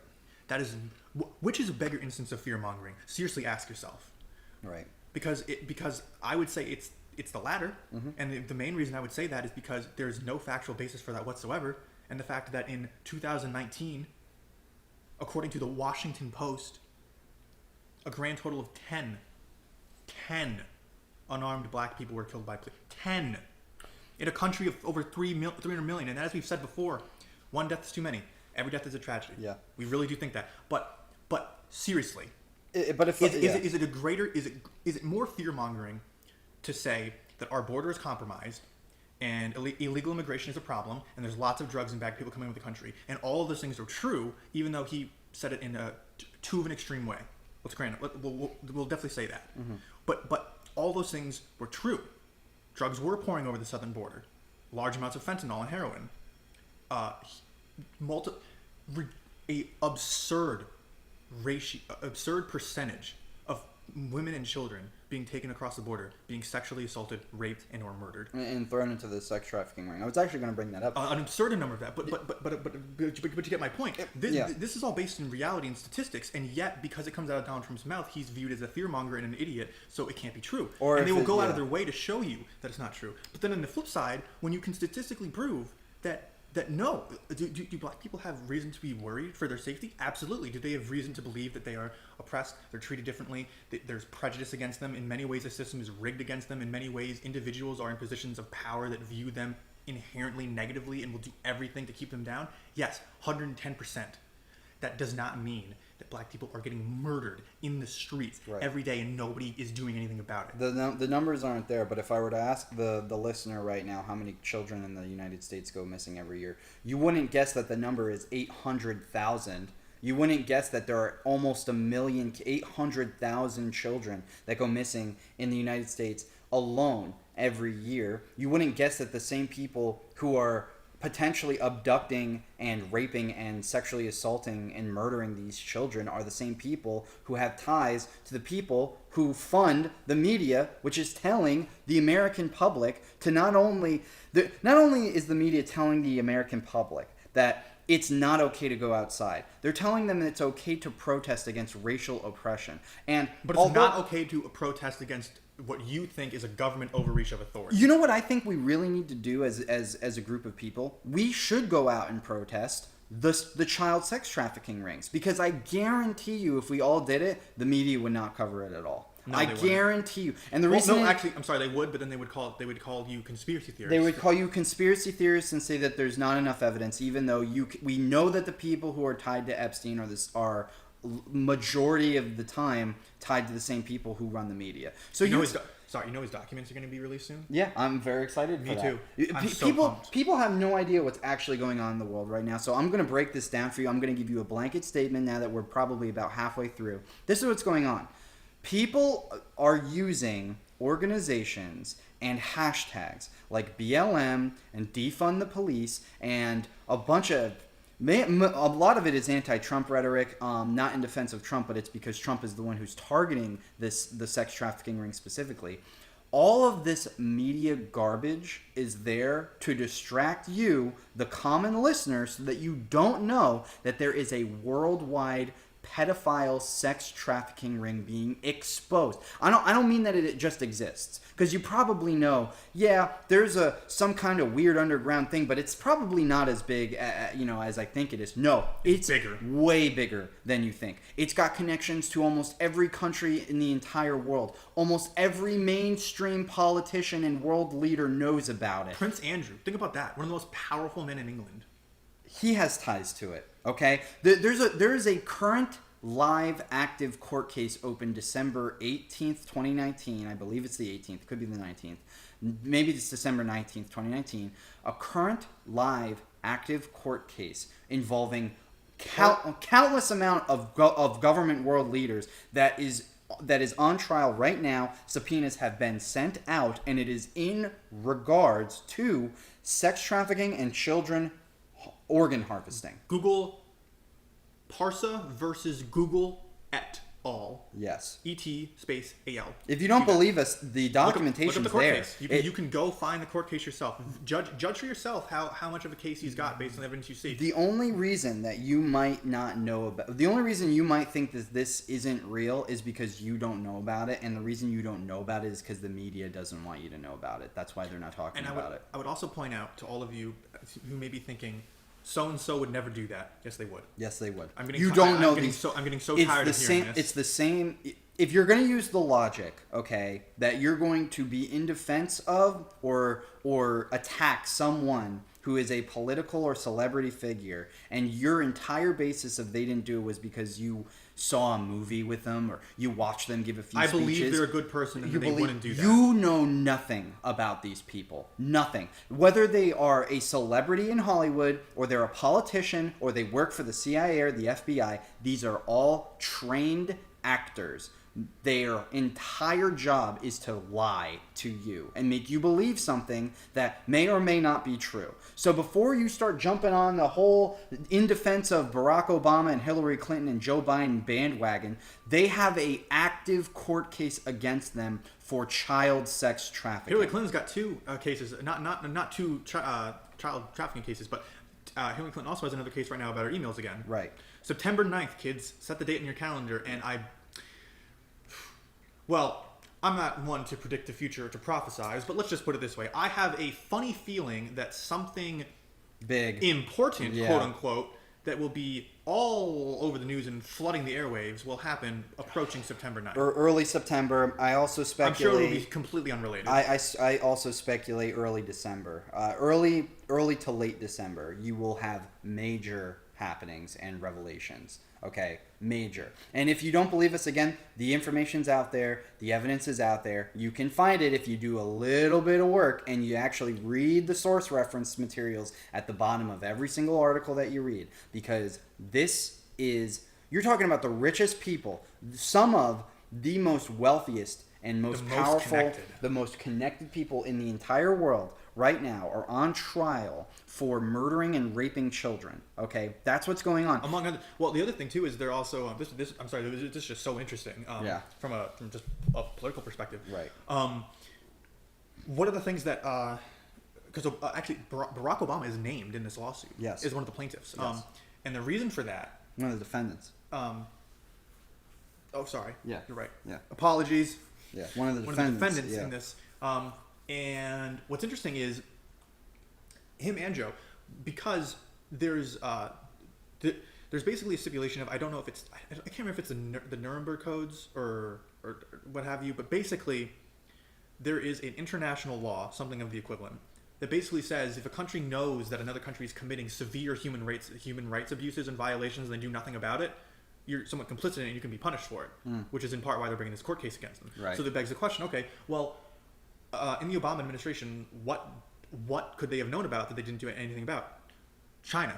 Yes. This is why they attacked Trump so hard on his aggressive stance against China. Yes. Because now I'm not saying that Trump knows about this stuff going on in China necessarily. He could just have like a legitimate economic beef with them. Right. But my point is that he was still aggressive against them. And what I'm talking about specifically is in China, you have instances of course it's an authoritarian regime. Right. But you have instances of crackdown, journalists getting captured, imprisoned, or killed, coronavirus information being smothered, and on top of all of that, though, that's just what's going on right now. What was going on under the Obama administration, though? Under the Obama administration, this is when the Chinese really started kicking into high gear of three big things, in my opinion: organ harvesting of citizens. Yep. Radical technology experiments. So they now have human animal hybrids. Right. I'm not fucking kidding you. You can look this up. That's a fact. And finally, the re-education camps. Right. That is legitimately what they are called, folks. Yep. So, and the Obama administration knew about all this. So I want to point this out because this is really, really, really important for people who really like Obama. Okay, he knew this was going on in China. I don't want to hear anything that he didn't have anything. No. You had access to all of the United States intelligence services. You knew this was going on in China, and he did nothing. So let me ask you this. Can you recall another time in history when there was a nation, and apparently we knew that it was doing awful things to its citizens, It was rounding up dissidents and particular members of specific ethnic, religious, and racial groups. They were imprisoning them, torturing them, and killing them, putting them in camps. Yeah, Does this sound familiar to you? Right. Because let me tell you this. History repeats itself, kids. China right now is Nazi Germany, okay? Yes. Which means that, in my opinion, in my approximation, Obama did the equivalent of being president and knowing about the Nazis killing the Jews and did nothing. Basically. He did the moral equivalent of that because he knew that China was harvesting organs from its own citizens and dumping them in ditches. So they could conduct experiments. Not only its own citizens, but children as well. And just if you didn't know about any of this stuff, in the last 3 months alone, you've had a communist insurrection within China where they have completely done away with all their democratic members of parliament.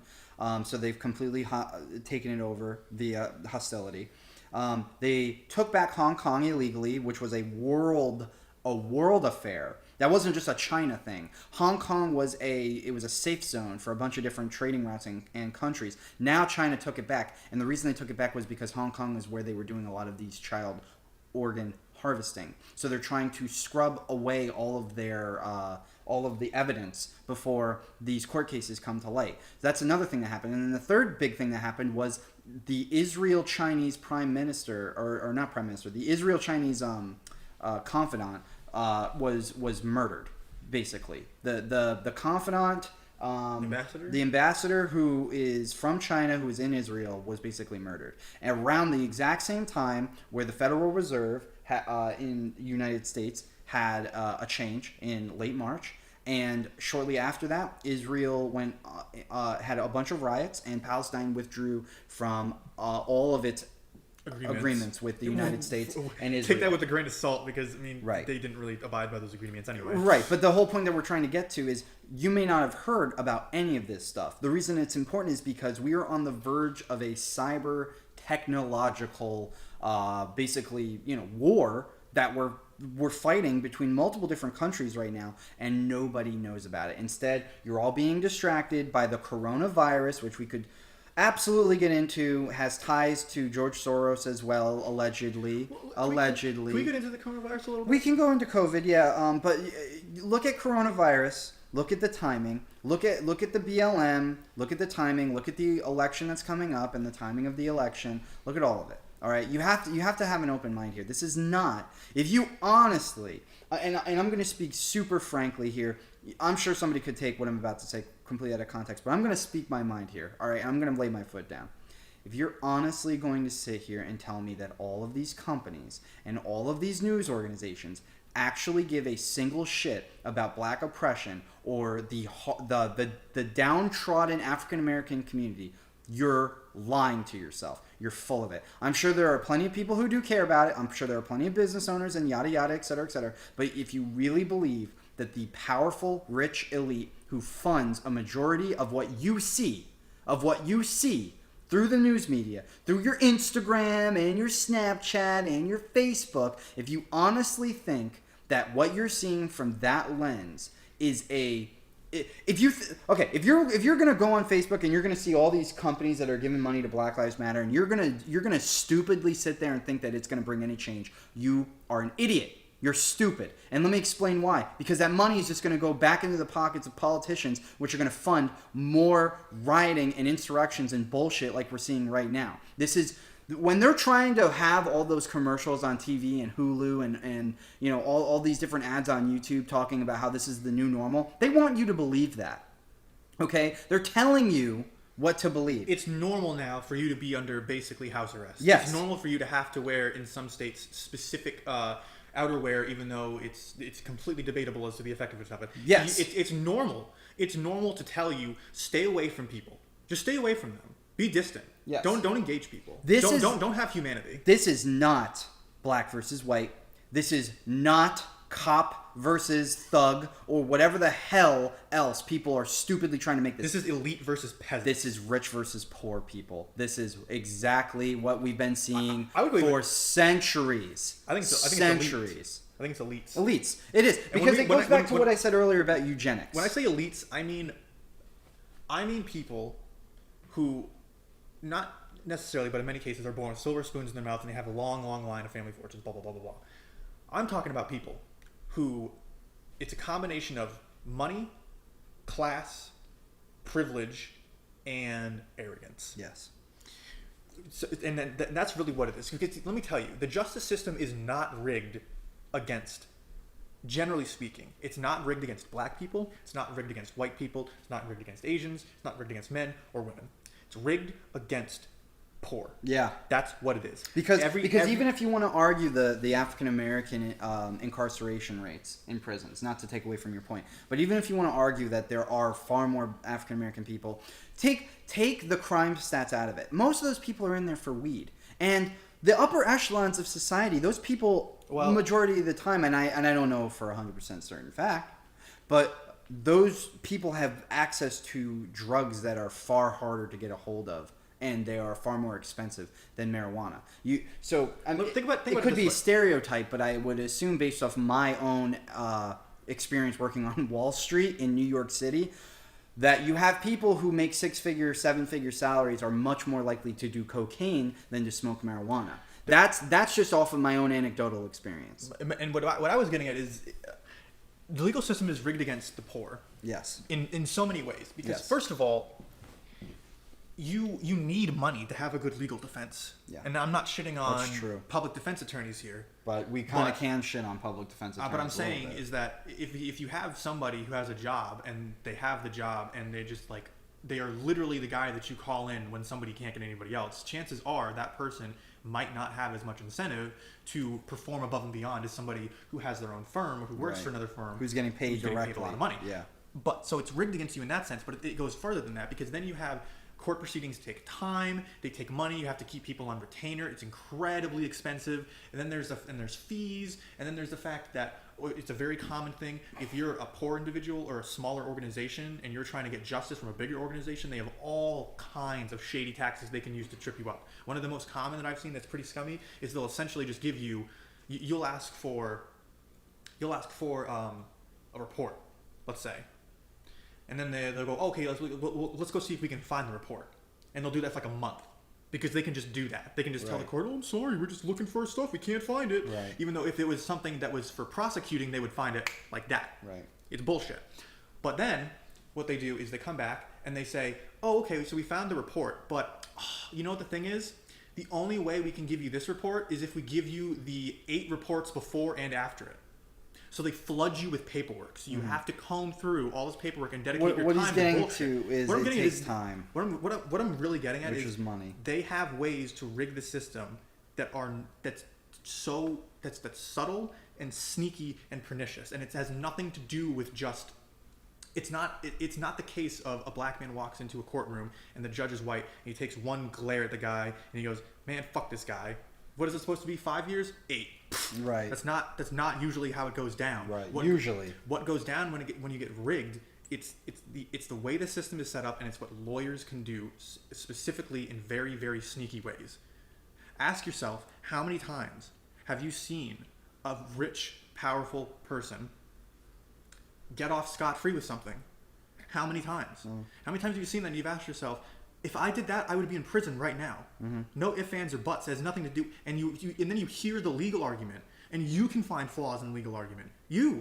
Like legitimate, objective flaws in the legal argument. Right. Who have no background in law. You can just read it and go, that's bullshit. Mm-hmm. And yet they get away with it. Mm-hmm. Ask yourself how it is that the FBI legitimately said, if you do this thing, it is a crime. It is illegal. And then they said, Hillary Clinton did this thing, referring to the email server. Right.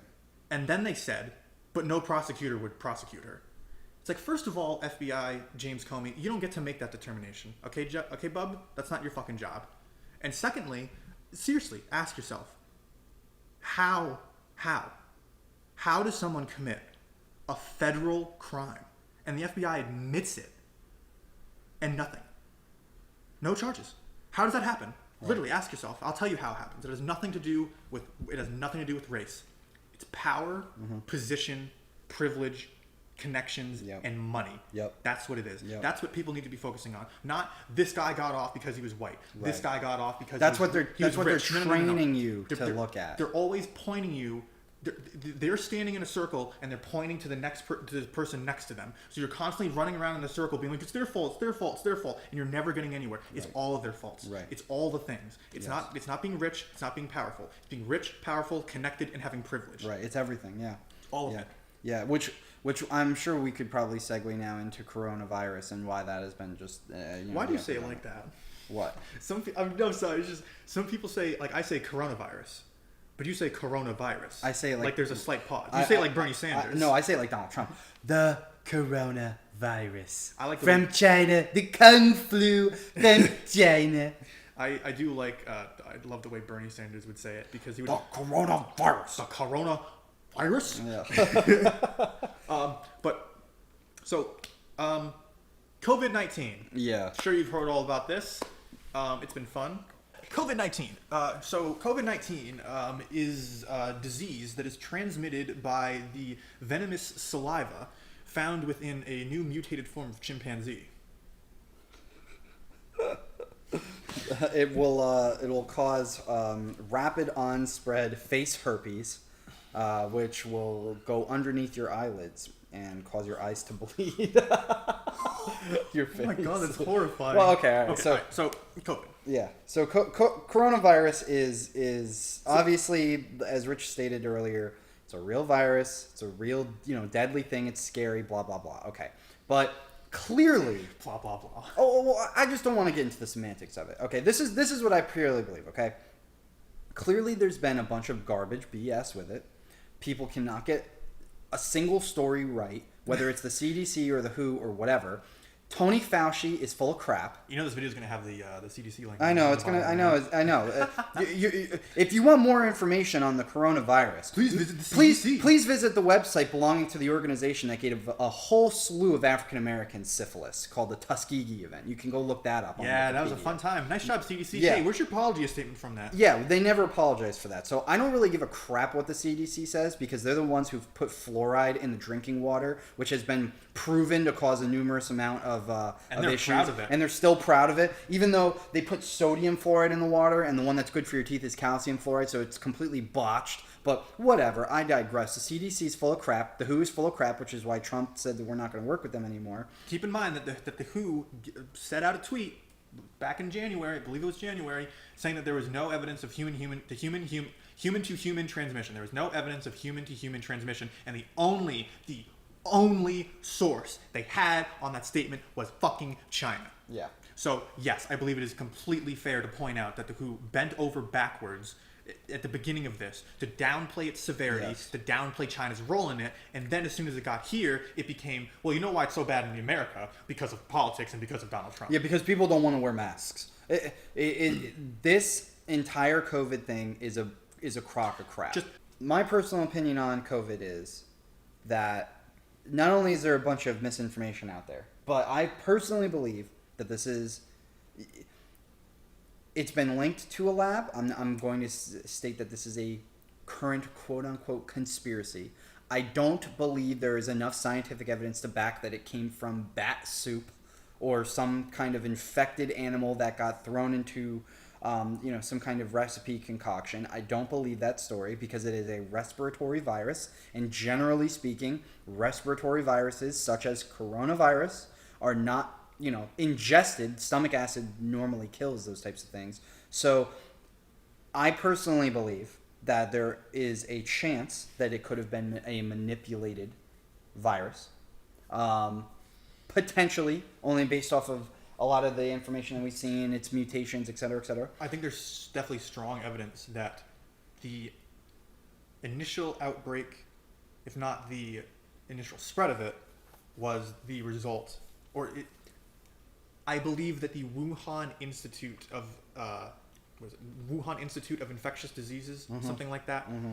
The thing that was right down the street from the fish market where this all the town in Wuhan where this all started. The lab that was funded, that has a lot of funding backed by George Soros. That was specifically researching on coronavirus. Yes. Now, as far as I know, I don't think they were particularly researching this exact strain. Right. But really, if you're seriously going to sit there and say that there is a lab that's working, experimenting extensively on coronaviruses, and then there's an outbreak of a brand new form of coronavirus a block away in some food market, and on top of that, this new virus that we've never seen before has already shown evidence that it's mutating at a rate that is, I'm not an expert, but to me, the rate that is mutating and the rate that it's changing how it affects people and the rate at which it changes its symptoms seems to show that it was not necessarily created in a lab, but that I believe there was some form of human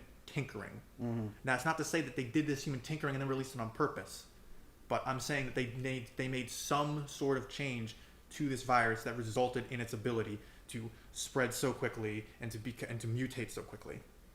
Yes, and not only that, but it's more so not even the virus; it's the fear mongering. I mean, it's very obvious at this point that the entire stay-at-home order, the masks, the mandatory masks, especially, this is proving to be something in which the media is trying to attempt to see its influence on the public. At some point, you have to agree that at a certain level, the media is trying to manipulate the public on the topic of coronavirus specifically. I mean, for God's sakes, it was like 2 days after George Floyd's funeral, and all the headlines are just second wave, second wave, second wave, second wave. But it has nothing to do with the protests. Nothing to do with the protests. It only has to do with the people that were going out to try to get haircuts. Right. Yeah. Exactly. Yeah. The protests aren't going to fix anything. And then the only way that they could claim to prove that is because of the incubation period, which they say is 7 to 14 days, and that was when people were out getting haircuts and going to the beaches and stuff. But then it turns out that no, the actual incubation period is like 4 to 7. Right. So you're gonna have to pick a lane, CDC and WHO. You have to pick a lane, scientific authorities, because you can't just keep doing this thing where it is experts say studies show the disease is as dangerous as we determine based on how we're feeling that day and based on what group we're saying is at risk. Right. Seriously, folks.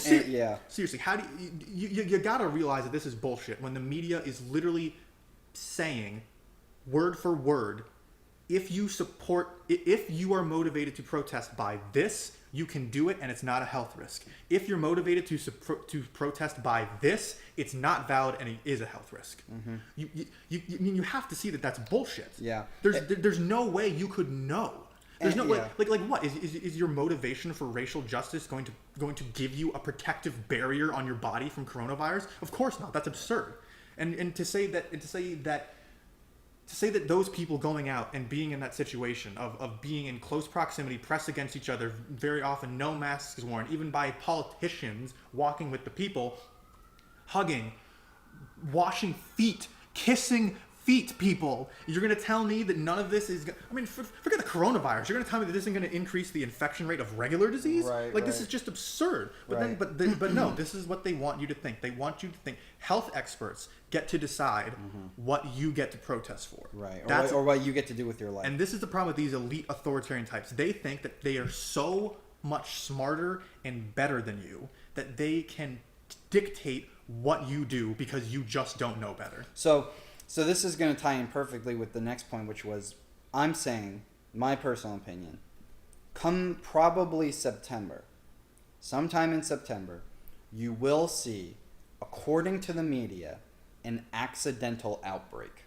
That is my opinion. I think what they are doing now, the media, is prepping for another accidental outbreak of coronavirus. And I will just say that it goes that far. I'm not going to go into the realm of conspiracy. What I will bring up is the fact that this is currently happening and going on during the 2020 election.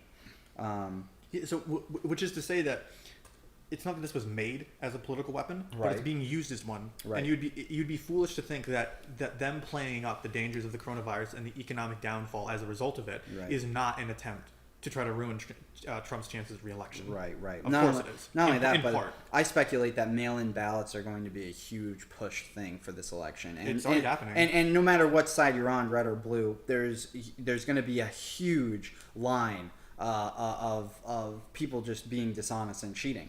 You're never going to be able to get away with doing mail-in ballot system. It's just not going to work. I agree, and I seriously doubt that either side is.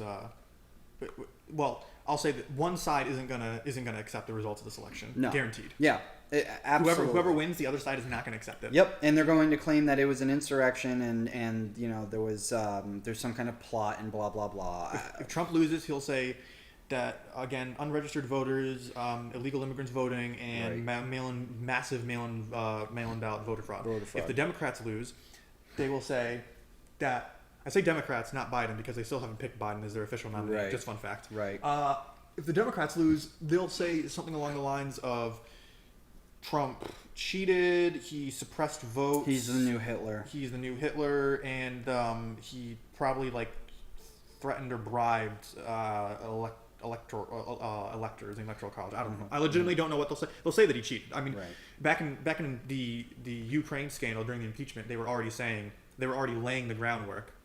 Because I'm saying that, and that might be a bit of a leap, but in my mind, when you're in something that's equivalent to a court of law that has an investigative capacity, and you decide to say something along the lines of "we can't wait for more evidence because then he might cheat," that very clearly indicates that you're not interested in getting to the truth or finding the evidence or having enough evidence to actually say anything with any certainty. Right. You're interested in creating a narrative. And that's what they did.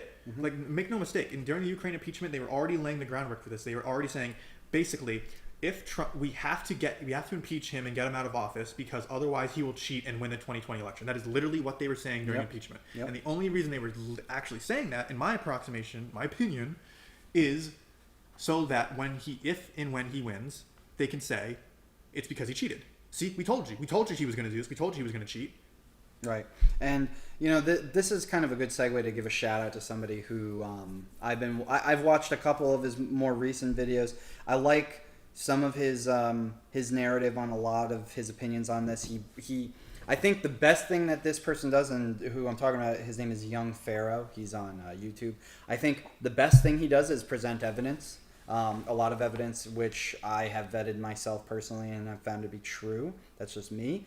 I think that there is a lot of tension in the way that he kind of presents a lot of his arguments. I think he does most of that as a front for his audience and as kind of a personality thing. He has a fake it till you make it sort of. Yeah, it's very obvious. Young Pharaoh, please. I like you, man. I like your stuff. Like Matt said, shout out. I'm not saying fake it to make it as in you don't have the swagger. I mean, I'm just saying you got that.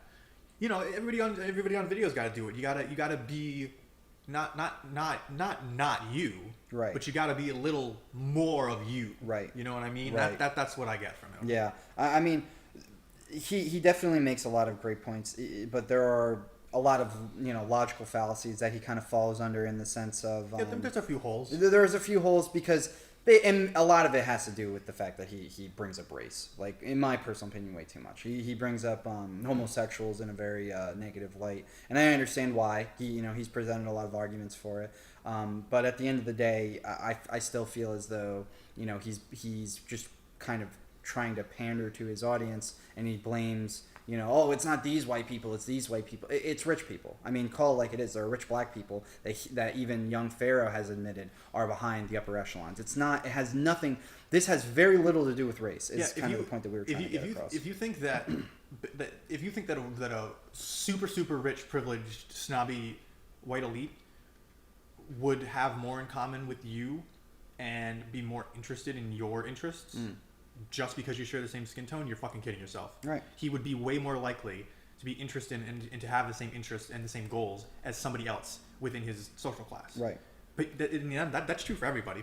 People tend much more often to associate and to have, because it's not a matter of just class. It's not like you go out there and you're like, I need to go find some middle class friends.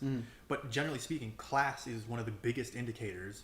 It's like class and race/ethnicity are two of the biggest indicators of cultural interests. Right.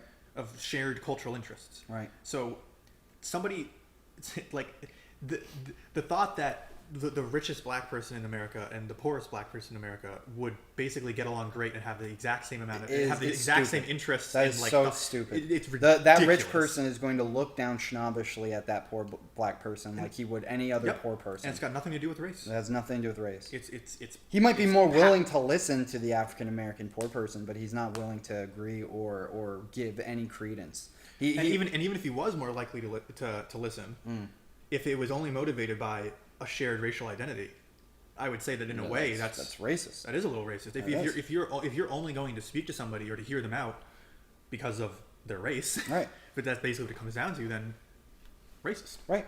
And the reason that we bring up a lot of these stuff is because as we kind of have stated throughout this podcast, it goes a lot deeper than you think. And how do we know that? How do we I don't even know how to describe us. Two milquetoast white individuals who, we didn't grow up rich at all. Actually, in fact, we came from pretty humble households. I was born into a lower middle class family. Same That's as pretty I much was. where I've lived my entire life. I've gone towards the lower end of that in general over my life, but I'm not going to kid you. Like I've been very blessed. I was very lucky. I had a very good mother. Mm-hmm. I had some qualms, some issues with my siblings, but for the most part, I had good siblings. I grew up in a pretty okay area. I grew up in a pretty okay area. I mean, but school. At the same time, though. I know that I'm. At the same time, though, we went to one of the poorest schools in the entire district, and I remember specifically plenty of hate crimes that were racially backed on both sides. There were white versus black gang violence throughout that whole school. They had a restaurant across the street from the school that was peddling drugs to the children that got busted after we graduated. I mean, there were countless number of kids that were in our class that died of heroin, from heroin overdose and use. Okay, we've actually discussed that on podcasts that we've done in the past. So to say that we came from some kind of really nice, even middle class lifestyle would be a stretch in my opinion. Well, this is interesting because this is kind of getting into the privilege topic. Right. Can we talk a little bit about privilege? Yeah, we can talk a little bit about privilege. I wanted to kind of tie this to why all of this stuff kind of goes on, but okay, yeah. But because I think that's more important. We've kind of touched on the racial stuff, and the privilege conversation is definitely important. The privilege, we did touch on the race stuff, but the privilege I think is a unique facet of the race of the race thing, and it's one of the most it's one of the most viewed and talked about topics nowadays is white privilege and that sort of thing. Right. So I want to. Let me just say real quick, because I've always said this. Mm-hmm. I know I have privilege. I do. But predominantly, in my opinion, it is mostly to do with class. Yeah. I was very privileged to be born into a middle-class family and to have a mother who worked very hard and who cared for me very much. That is a great blessing and a privilege, and I'm very grateful for it, and I recognize it. I don't kid myself into thinking that is something that should be taken for granted, or that is something that everybody just naturally has. Right. I know it's not. Right. And I know that because both of us have had our parents split. Both of us have had uncomfortable situations with step-parents. Mm-hmm. And I have known many, many, many friends over the course of my life that have had bad households, bad marriages, and that I've been involved in ways with trying to help them and being engaged with these households. So as Matt said earlier, I don't get it, but I have a semblance. Right. And so for me, my problem with white privilege is it takes away individualism. It takes away individualism. There's no way to effectively gauge it. Yeah. Right? Mm-hmm. Because I mean, I think even people that support white privilege would. The way that you gauge it is you just say that they're white. Well, but I mean that's the current gauge. There's no level, right? Right. And like I would think that even people who support the idea of white privilege and who recognize it and who talk about it and who view it favorably, well, I should say talking about it favorably, not having it favorably. Right. But the people who view it favorably, I would imagine even they would admit that. No, not every single white person is privileged in the same way to the same degree. Right. But like that's a huge problem because that doesn't really get the focus or get talked about. So the same way that every black person is not oppressed to the same degree. Well, exactly. I mean, like if you're going to tell me that that a black person who was born into upper middle class upper middle class family is less privileged, yeah, across the board than somebody than a white man who's born in the Appalachians, in the Appalachian region. God, one of the worst poor areas. You're going to tell me that I mean, that's just ridiculous. Right. Yeah. I totally understand, but I totally understand that people have a problem with people out there in the world having misconceptions and prejudices and treating people differently based on race or ethnicity. I totally get why people have a problem with that. But my thing is, if you turn right around and then say, but this one group has been especially privileged and they automatically have an easier time because of their skin tone. Right. That's racist. It is, and you're you're being completely counterproductive, and that is what I see so much with specifically I'm going to call them the radical left, for lack of a better term. Yeah. So I know that's general, and I say that I like to be specific, and I do, but let me say this. I'm going to just lay out some things that I've seen a bunch of people on the radical left think and say. I'm just going to say, if you see someone who thinks and says these things, or if you think or say these things, then that is what I consider the radical left. Right. All right. And so one of those things is it's very backwards, but like the people who speak loudest against racism and oppression and privilege are the most racially obsessed people. Yes. Yeah, it's the people who constantly have the idea on their mind. They are completely obsessed with race. Yeah. Everything is viewed through a racial lens. Every interaction is, to varying degrees, but often predominantly based on your race and your conceptions of another person's race. To go off of that as a quick side note, the people I see majority of the time complaining about racial oppression aren't even African Americans. It's white liberal women who are on my social media. This is just purely my example. White liberal women who I don't think have ever had any African American friends that I know of on my specific social media page. And when I see that, I think to myself, these people don't have a clue what systemic racism is about. They're just funneling crap that they've heard from somebody else, which is probably riddled with incorrect statistics and a bunch of opinions, for the sole purpose of not looking like a racist. Or in some cases, I think it's also to attract it's like politicians in particular. Yeah. It's not just virtue signaling. I saw something the other day and it really made me think of this, and it was basically a quote from somebody. I unfortunately can't remember who it was, but basically they were pointing out, you speak out against racial injustice to attract other white people who are against racial injustice. It's not even about attracting black people necessarily. And I'm not questioning the motivations of people necessarily, but I think that is a very good point, and it definitely plays into the virtue signaling. You're not doing it necessarily because you're just burning with this desire so strong that you have to put a message out there. A lot of the time people do it to either virtue signal out of fear or to attract attention, to attract other people saying like, go you're awesome. And it's just like, it's silly. Yeah, it's completely silly. But more than that, the race obsession is like, it's so dangerous, and I don't even think a lot of people realize how obsessed with race they are. But I mean, like, when you feel the need to always specify every individual's race, like in a news story, for instance, or when you view every instance of disparity in this country for any reason as being motivated by race, it's like you only view the world as different races of people with varying levels of oppression and desires to oppress the other. Right. And it's a really toxic way of viewing the world. It's never going to go anywhere. And on top of all of that, I have to be really careful with my wording here. No, that's fine. Okay. Basically this. For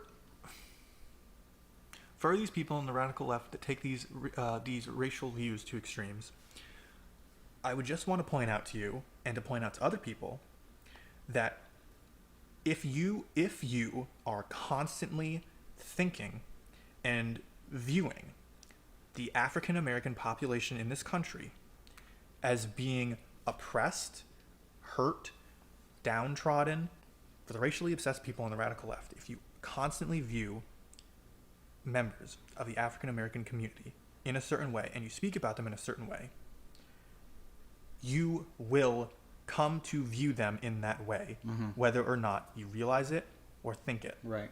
So what I mean is, even if you think it's coming from a good place, if you go out there in the world and every time you look at the world or interact with anybody, and you look at the African American community and you constantly think they've been downtrodden and oppressed and they've had it rough and they've had a bad time, all those things are true. But if you think that continuously goes on over and over and over again, day after day after day, because of an evil, pernicious system, you will come to view those people as inferior. Especially if you're so obsessed with it. You basically become a bumbleclot. You essentially become... It's weird, right? What I'm describing, but it's the reverse. It's the reverse side of what you would consider, I guess,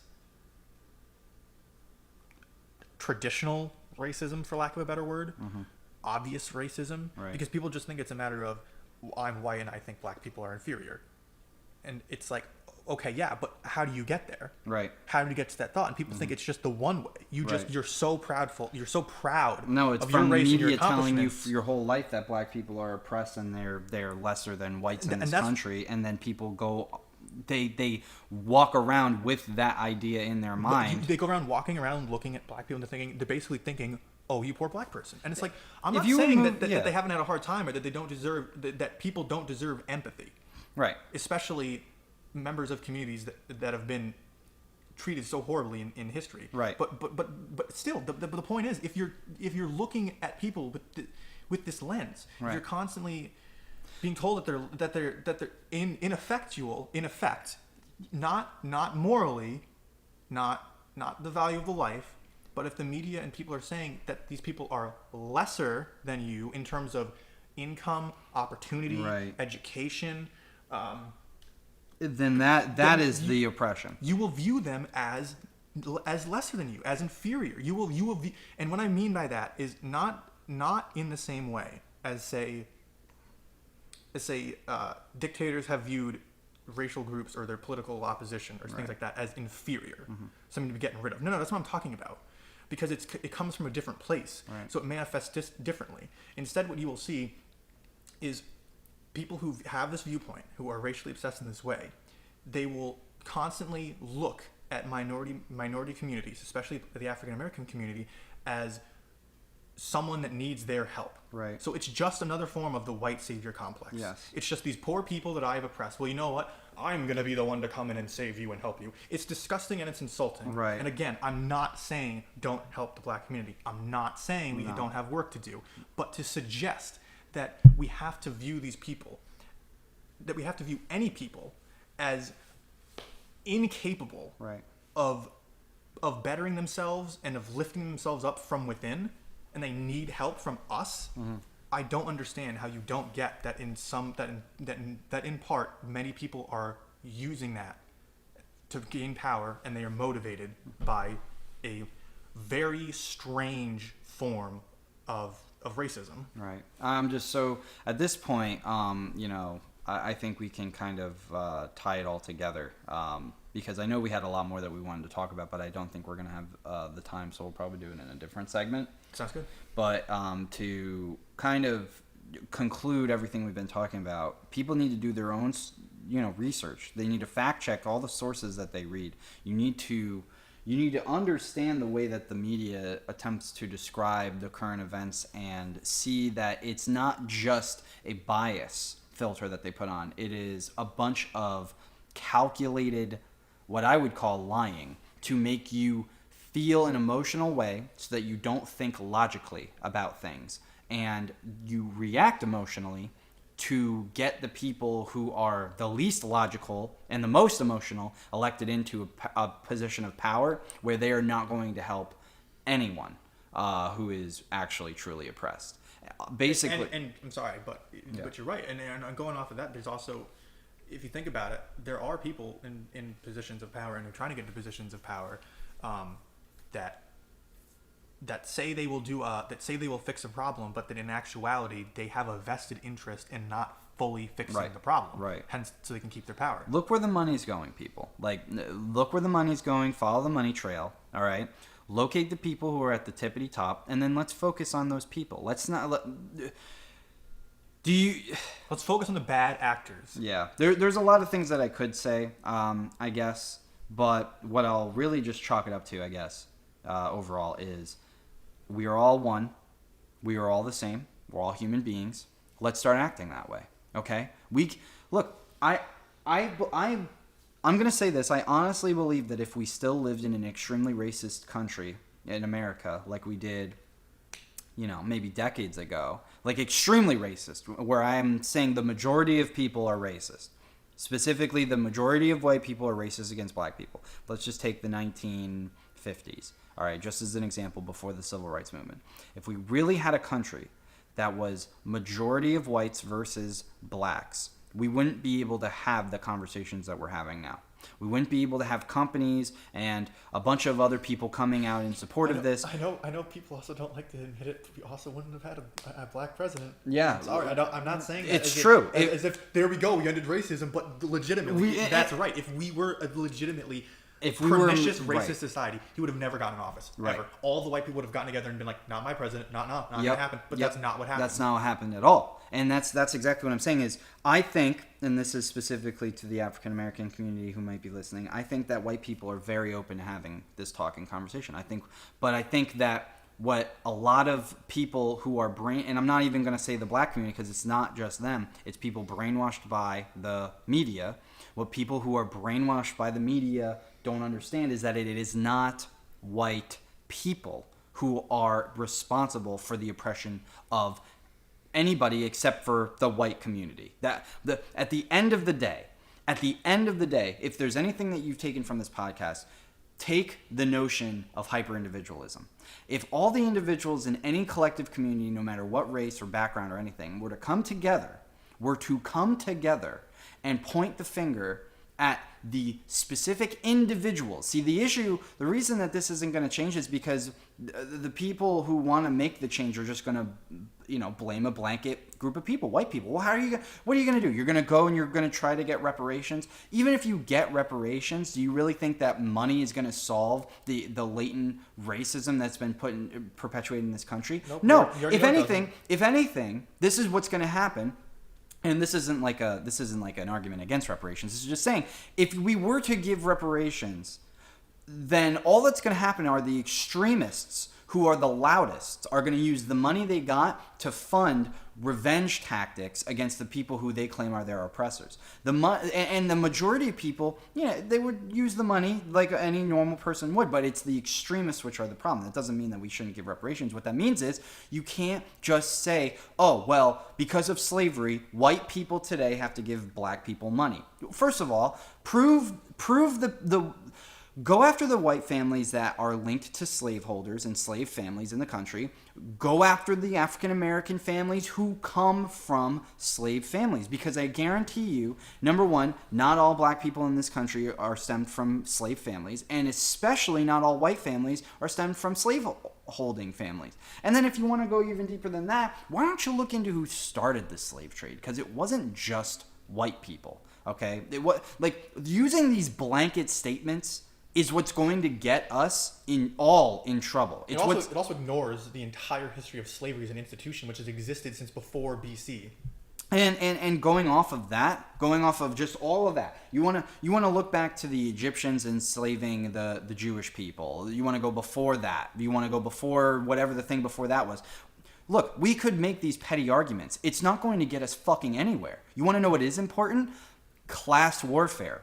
The majority of the 99%, regardless of race and gender and sexual orientation and ethnicity, calmly joining forces in a enlightened manner, pointing the finger at the wealthy elite who control the 1% of the money. And I'm not making a Bernie Sanders argument here. I'm not saying, oh, it's the 1%. We got to go after the 1%, the 1% of the 1%. No, I'm saying there are specific families, ones that need to be named. The Rothschilds are a great group that we could point a finger at. The Rockefellers, George Soros. These are Bill Gates. The Sackler family. The Sacklers. Are you familiar with the Sackler family? Why don't you give me an For those of you who aren't familiar, just so you know, the Sackler family is the owner, I believe they're still the owners, of Purdue Pharmaceuticals. Mm-hmm. And in case you don't know, do you remember the opioid crisis? Yes. That was Which one? The one that was revolved around the use of oxytocin. Yes. Or Oxycontin. Excuse me. Yes. That was them. Yeah. And let me just be clear here. There's documents saying this. These sick fuckers legitimately encourage doctors to overprescribe people with Oxycontin so that they could become addicted to it, so that then Purdue Pharmaceuticals could release a new drug to get them off their addiction. Mm-hmm. So just keep that in mind, okay? Keep that in mind that how sick and twisted some people and some of these families are that they are willing to do this. And yet the Pike family. You gotta ask yourself, what happened to this group? Did they get charged? Did they get in any serious trouble? Nope. So again, privilege. It literally asks yourself, if you literally have letters saying overprescribe opioids so we can get people addicted and then we can give them other drugs so they get off addicted. How do you have that? You just get away with it scot free. Right. So do your own research and I mean really ask the big questions. Now I'm going to bring up a topic that is a segue. Might not even make it in this podcast, but I'm going to say it anyway. I have a little bit of Jewish ancestry. Okay. A lot of the families that we just named are predominantly Jewish. All right. Now, here's the big question that I want to start asking people because, and it's not to provoke anything racially, it's just to ask the question, are Jewish people white? Because the whole argument that everybody keeps talking about today in the media is that the African American community is downtrodden by the white community. The blacks are being downtrodden on by the whites. It's the blacks versus the whites. The blacks versus the whites. Okay. Well, the richest families in the world are predominantly Jewish. And if you go to, Orthodox communities or Sephardic communities or Ashkenazi communities or Hasidic communities, and you ask Jewish people if they're white, most of the people who are very, very stringent on their faith will say that they are not white. But most people, if you were to ask them, would say Jews and whites kind of are intermingled. And a lot of people are under the notion, scientifically and historically, that a lot of Jewish people were intermingled within France and Germany and a bunch of other European countries. So if the Holocaust, which killed 6 million plus Jewish people, was a crime against humanity, did that kill 6+ million white people? Was that an insurgence against white people? What about Joseph Stalin, who killed even more people than Hitler? Oh, he definitely was, yeah. He killed a bunch of Russians, who most of them which weren't even Jewish. That was white genocide. We don't talk about that. Now, not only do white people not talk about it, but just in general, the education system neglects to leave out a lot of the time. To play devil's advocate, I would argue that perhaps the reason that it's not talked about. Well, first of all, Stalin doesn't get talked about at all. That's what I was talking about. But Stalin doesn't get talked about at all, even though he killed way more people than Hitler did. Specifically, why it's not talked about in that context, like how to put. Right. I would agree, and I would think that in terms of examining the outcome of that, you could say millions of white people died in both these cases, right. And that it would be an important detail to point out that racial identity. Yeah. But I would also argue that the issue with viewing it from the perspective of white genocide is that they were not killed specifically because they were white. Right. As far as we are aware. Right. So, but that's important because the genocide aspect normally has to do with you're killing a specific group of people for a specific purpose. To go on the specifics, yes. In Stalin's case, it was many members of the upper middle class farmers, and it was the kulaks. He killed all of them. It wasn't an intention. I know what you're saying. Yeah, no. But and to correct they myself, didn't go after white people. To correct myself, when I use the term white genocide, I'm talking about there were white people who were eradicated in droves. Yeah, and not specifically because they were white, for sure, but they were still white nonetheless. This doesn't get talked about. No, but I'm saying the reason it doesn't get talked about because it does get talked about. Right. But I'm saying the reason it doesn't get talked about in that way through that lens is because they were not killed for being white. Right, but that's the whole point that I'm trying to bring up. It's hypocritical to start an entire notion modernly today blaming white oppressors in the news when we didn't do it, back in the day when there were millions that were killed, and not specifically for being white, but they were white people. They were a whole group of different backgrounds and orientations. To defend the African American community, I think it's bullshit that we just call them black. I mean, a lot of these people don't even know their racial ancestry, and the ones who do find... A lot of people don't in general. A lot of people don't in general, but that's the point I'm trying to get at, is who's white? Who is white, okay? Because I can tell you personally, the only family lineage I have in America that predates 1900, from what I can find, are French Jewish people and Native Americans. My people basically got, blasted out. But you would throw me in the same pool as Joe Biden, who apparently has a grandfather who fought in the Confederacy. But we're both white.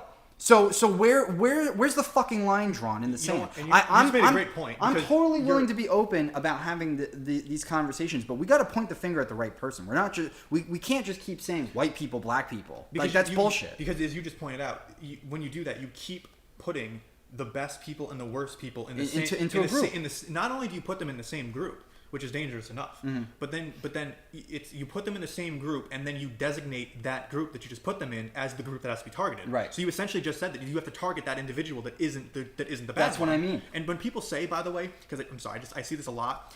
I'm seeing a lot out there when people say things like when you see the phrase "white people do this," "white people do that," "white privilege." That's racist. When people use, I see this so often. People use those phrases, and then when somebody has a problem with it, they say, "This doesn't have to do with you. It's not about you, the individual." It's like, no, it is. Because when you tell me personally, to me, you as a white person have a responsibility to basically fix your other white people. You are talking to me. You are saying that I specifically am part of the problem. You are saying that I specifically am a bad individual, essentially. Right. So it's like, don't kid yourself. Like, you don't get to lump everybody into a group and then say, but I wasn't talking about you specifically. Don't take it so personally. Yeah, and then you back it up, by saying, but the reason I lumped you into a group was to defend this other oppressed group of people who are black. They're just because their skin color is black and your skin color is white. You've oppressed them your whole life. Exactly. Don't try to sell me some fucking bullshit like that, because it's not going to work. Because they also attempt to poorly root it in history by saying it's not just motivated by me looking at your skin color. It's about me looking at your skin color and that person's skin color and being conscious of the history. But even then, they fail because, number one, it's the history of slavery is whites versus blacks. It wasn't, just so you know, the only political party in this country that owned slaves, except for maybe 3 Republicans down the line in the mid-1900s. Right. I'm sorry, slavery's done by then. Whoops. Mid-1800s? Sorry. Let me go over. In the history of this country, when they talk about even something like the worst thing, slavery, it's always white people versus black people. And it's like, no, I'm sorry, let's be specific about this. There's only one political party in this country's history that aggressively supported slavery, its expansion, its codifying into law, defending it to the point of going to war over it, engaging in segregation, and starting the Ku Klux Klan. Only one party is responsible for that, and that is the Democratic Party. And they have never properly apologized or made it up to their very constituents and the black Americans that they use for political power. And so DNC, get your shit together, and you should make a blanket apology. You started the Ku Klux Klan's second manifestation, okay, DNC? Do you hear me? You hear me, Democrats? Yeah. And fix your party. Say you're sorry.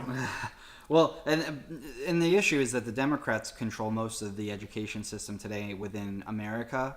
They have the most stakeholder influence on the education system that, your kids are being taught. They teach you in school that the Republicans and the Democrats flip. There's no evidence. They also teach you that the South is it's like who was racist? Who was the slave owners? The South. Right. The Southern people. The Southern people. Technically correct, but what they don't. It's not just the Southern people. Southern Democrats. Right. Keep this in mind. Right. Democrats. Democrats. Yep. They wanted slavery. They fought for it. They fought a war over it. We're not even Republicans because we're pretty centrist when it comes to everything because we're looking for the objective truth. And the objective truth is that the Democrats are the ones who are completely responsible for the mass majority of racism in this country. And yet the African American community and will believe and buy into when Joe Biden says shit like, if you don't vote for me, you ain't black. it's all because of LBJ, Lyndon Baines Johnson. Keep this in mind, folks. LBJ is a terrible, awful racist. Make no mistake, the GOP definitely has its own problems. Yes, 110%. For sure. Oh, 100%. However, we can make a video on that. Why we are criticizing the Democrats so aggressively here is because they have made it one of their core points that they are the champions of racial equality and racial justice. Right. But keep in mind that they literally did not give a shit about this and actively terrorized, killed, intimidated, threatened, Infected. beat, segregated, infected, and enslaved the very people that they now claim to represent and fight for. That's our and they biggest did gripe. that until the Civil Rights Act. That's our biggest gripe. And the only reason they get credit for it is because a Democrat president who is a known racist, Lyndon Baines Johnson, who has numerous instances of being quoted as saying The disgusting things. Yeah. He specifically said that this bill was going to keep N-words. voting for Democrats for 50 years. Yep. So don't kid yourself into thinking that they did this because they had a sudden swell of morality. They suddenly looked at what they were doing and realized it was wrong. No. It's a political game. They realized that if they were perceived as giving the black community something at the time, they perceived that if they were perceived as trying to give them stuff, then they would effectively always depend upon the politicians that give them the stuff, and then the politicians could consistently use them as a perpetual voting base block. Right. That's exactly what they do now. Right. And they've done it since that. And just as one final thing, because, look, I love the civil rights movement. A lot of good things come from it. I really like Martin Luther King Jr. I mean, who doesn't really? Right. But just keep this in mind, okay? If Southern Democrats, if the Democratic Party was not so hell-bent on shitting all over the 13th, 14th, and 15th Amendment, we would never have had to have the Civil Rights Act. Okay? Keep this in mind. This is really, really important because the Democrats take credit for the Civil Rights Act, even though it was predominantly passed by Republicans in Congress, the original anti-slavery party, which was founded by black people, fun fact. Yep. The Democratic Party is the one that made the segregation laws and the Jim Crow laws and all these other disgusting racist rules in their states. It was because of those rules made by Democrats that the Civil Rights Act had to be passed and made in the first place. Right. That is why. If they had properly followed the Constitution like they were supposed to, we would have never had to have that act. Mm-hmm. Just keep that. Well, I should say we would not have had to have the act in the form that it was. Right. So we'll leave you guys on that note.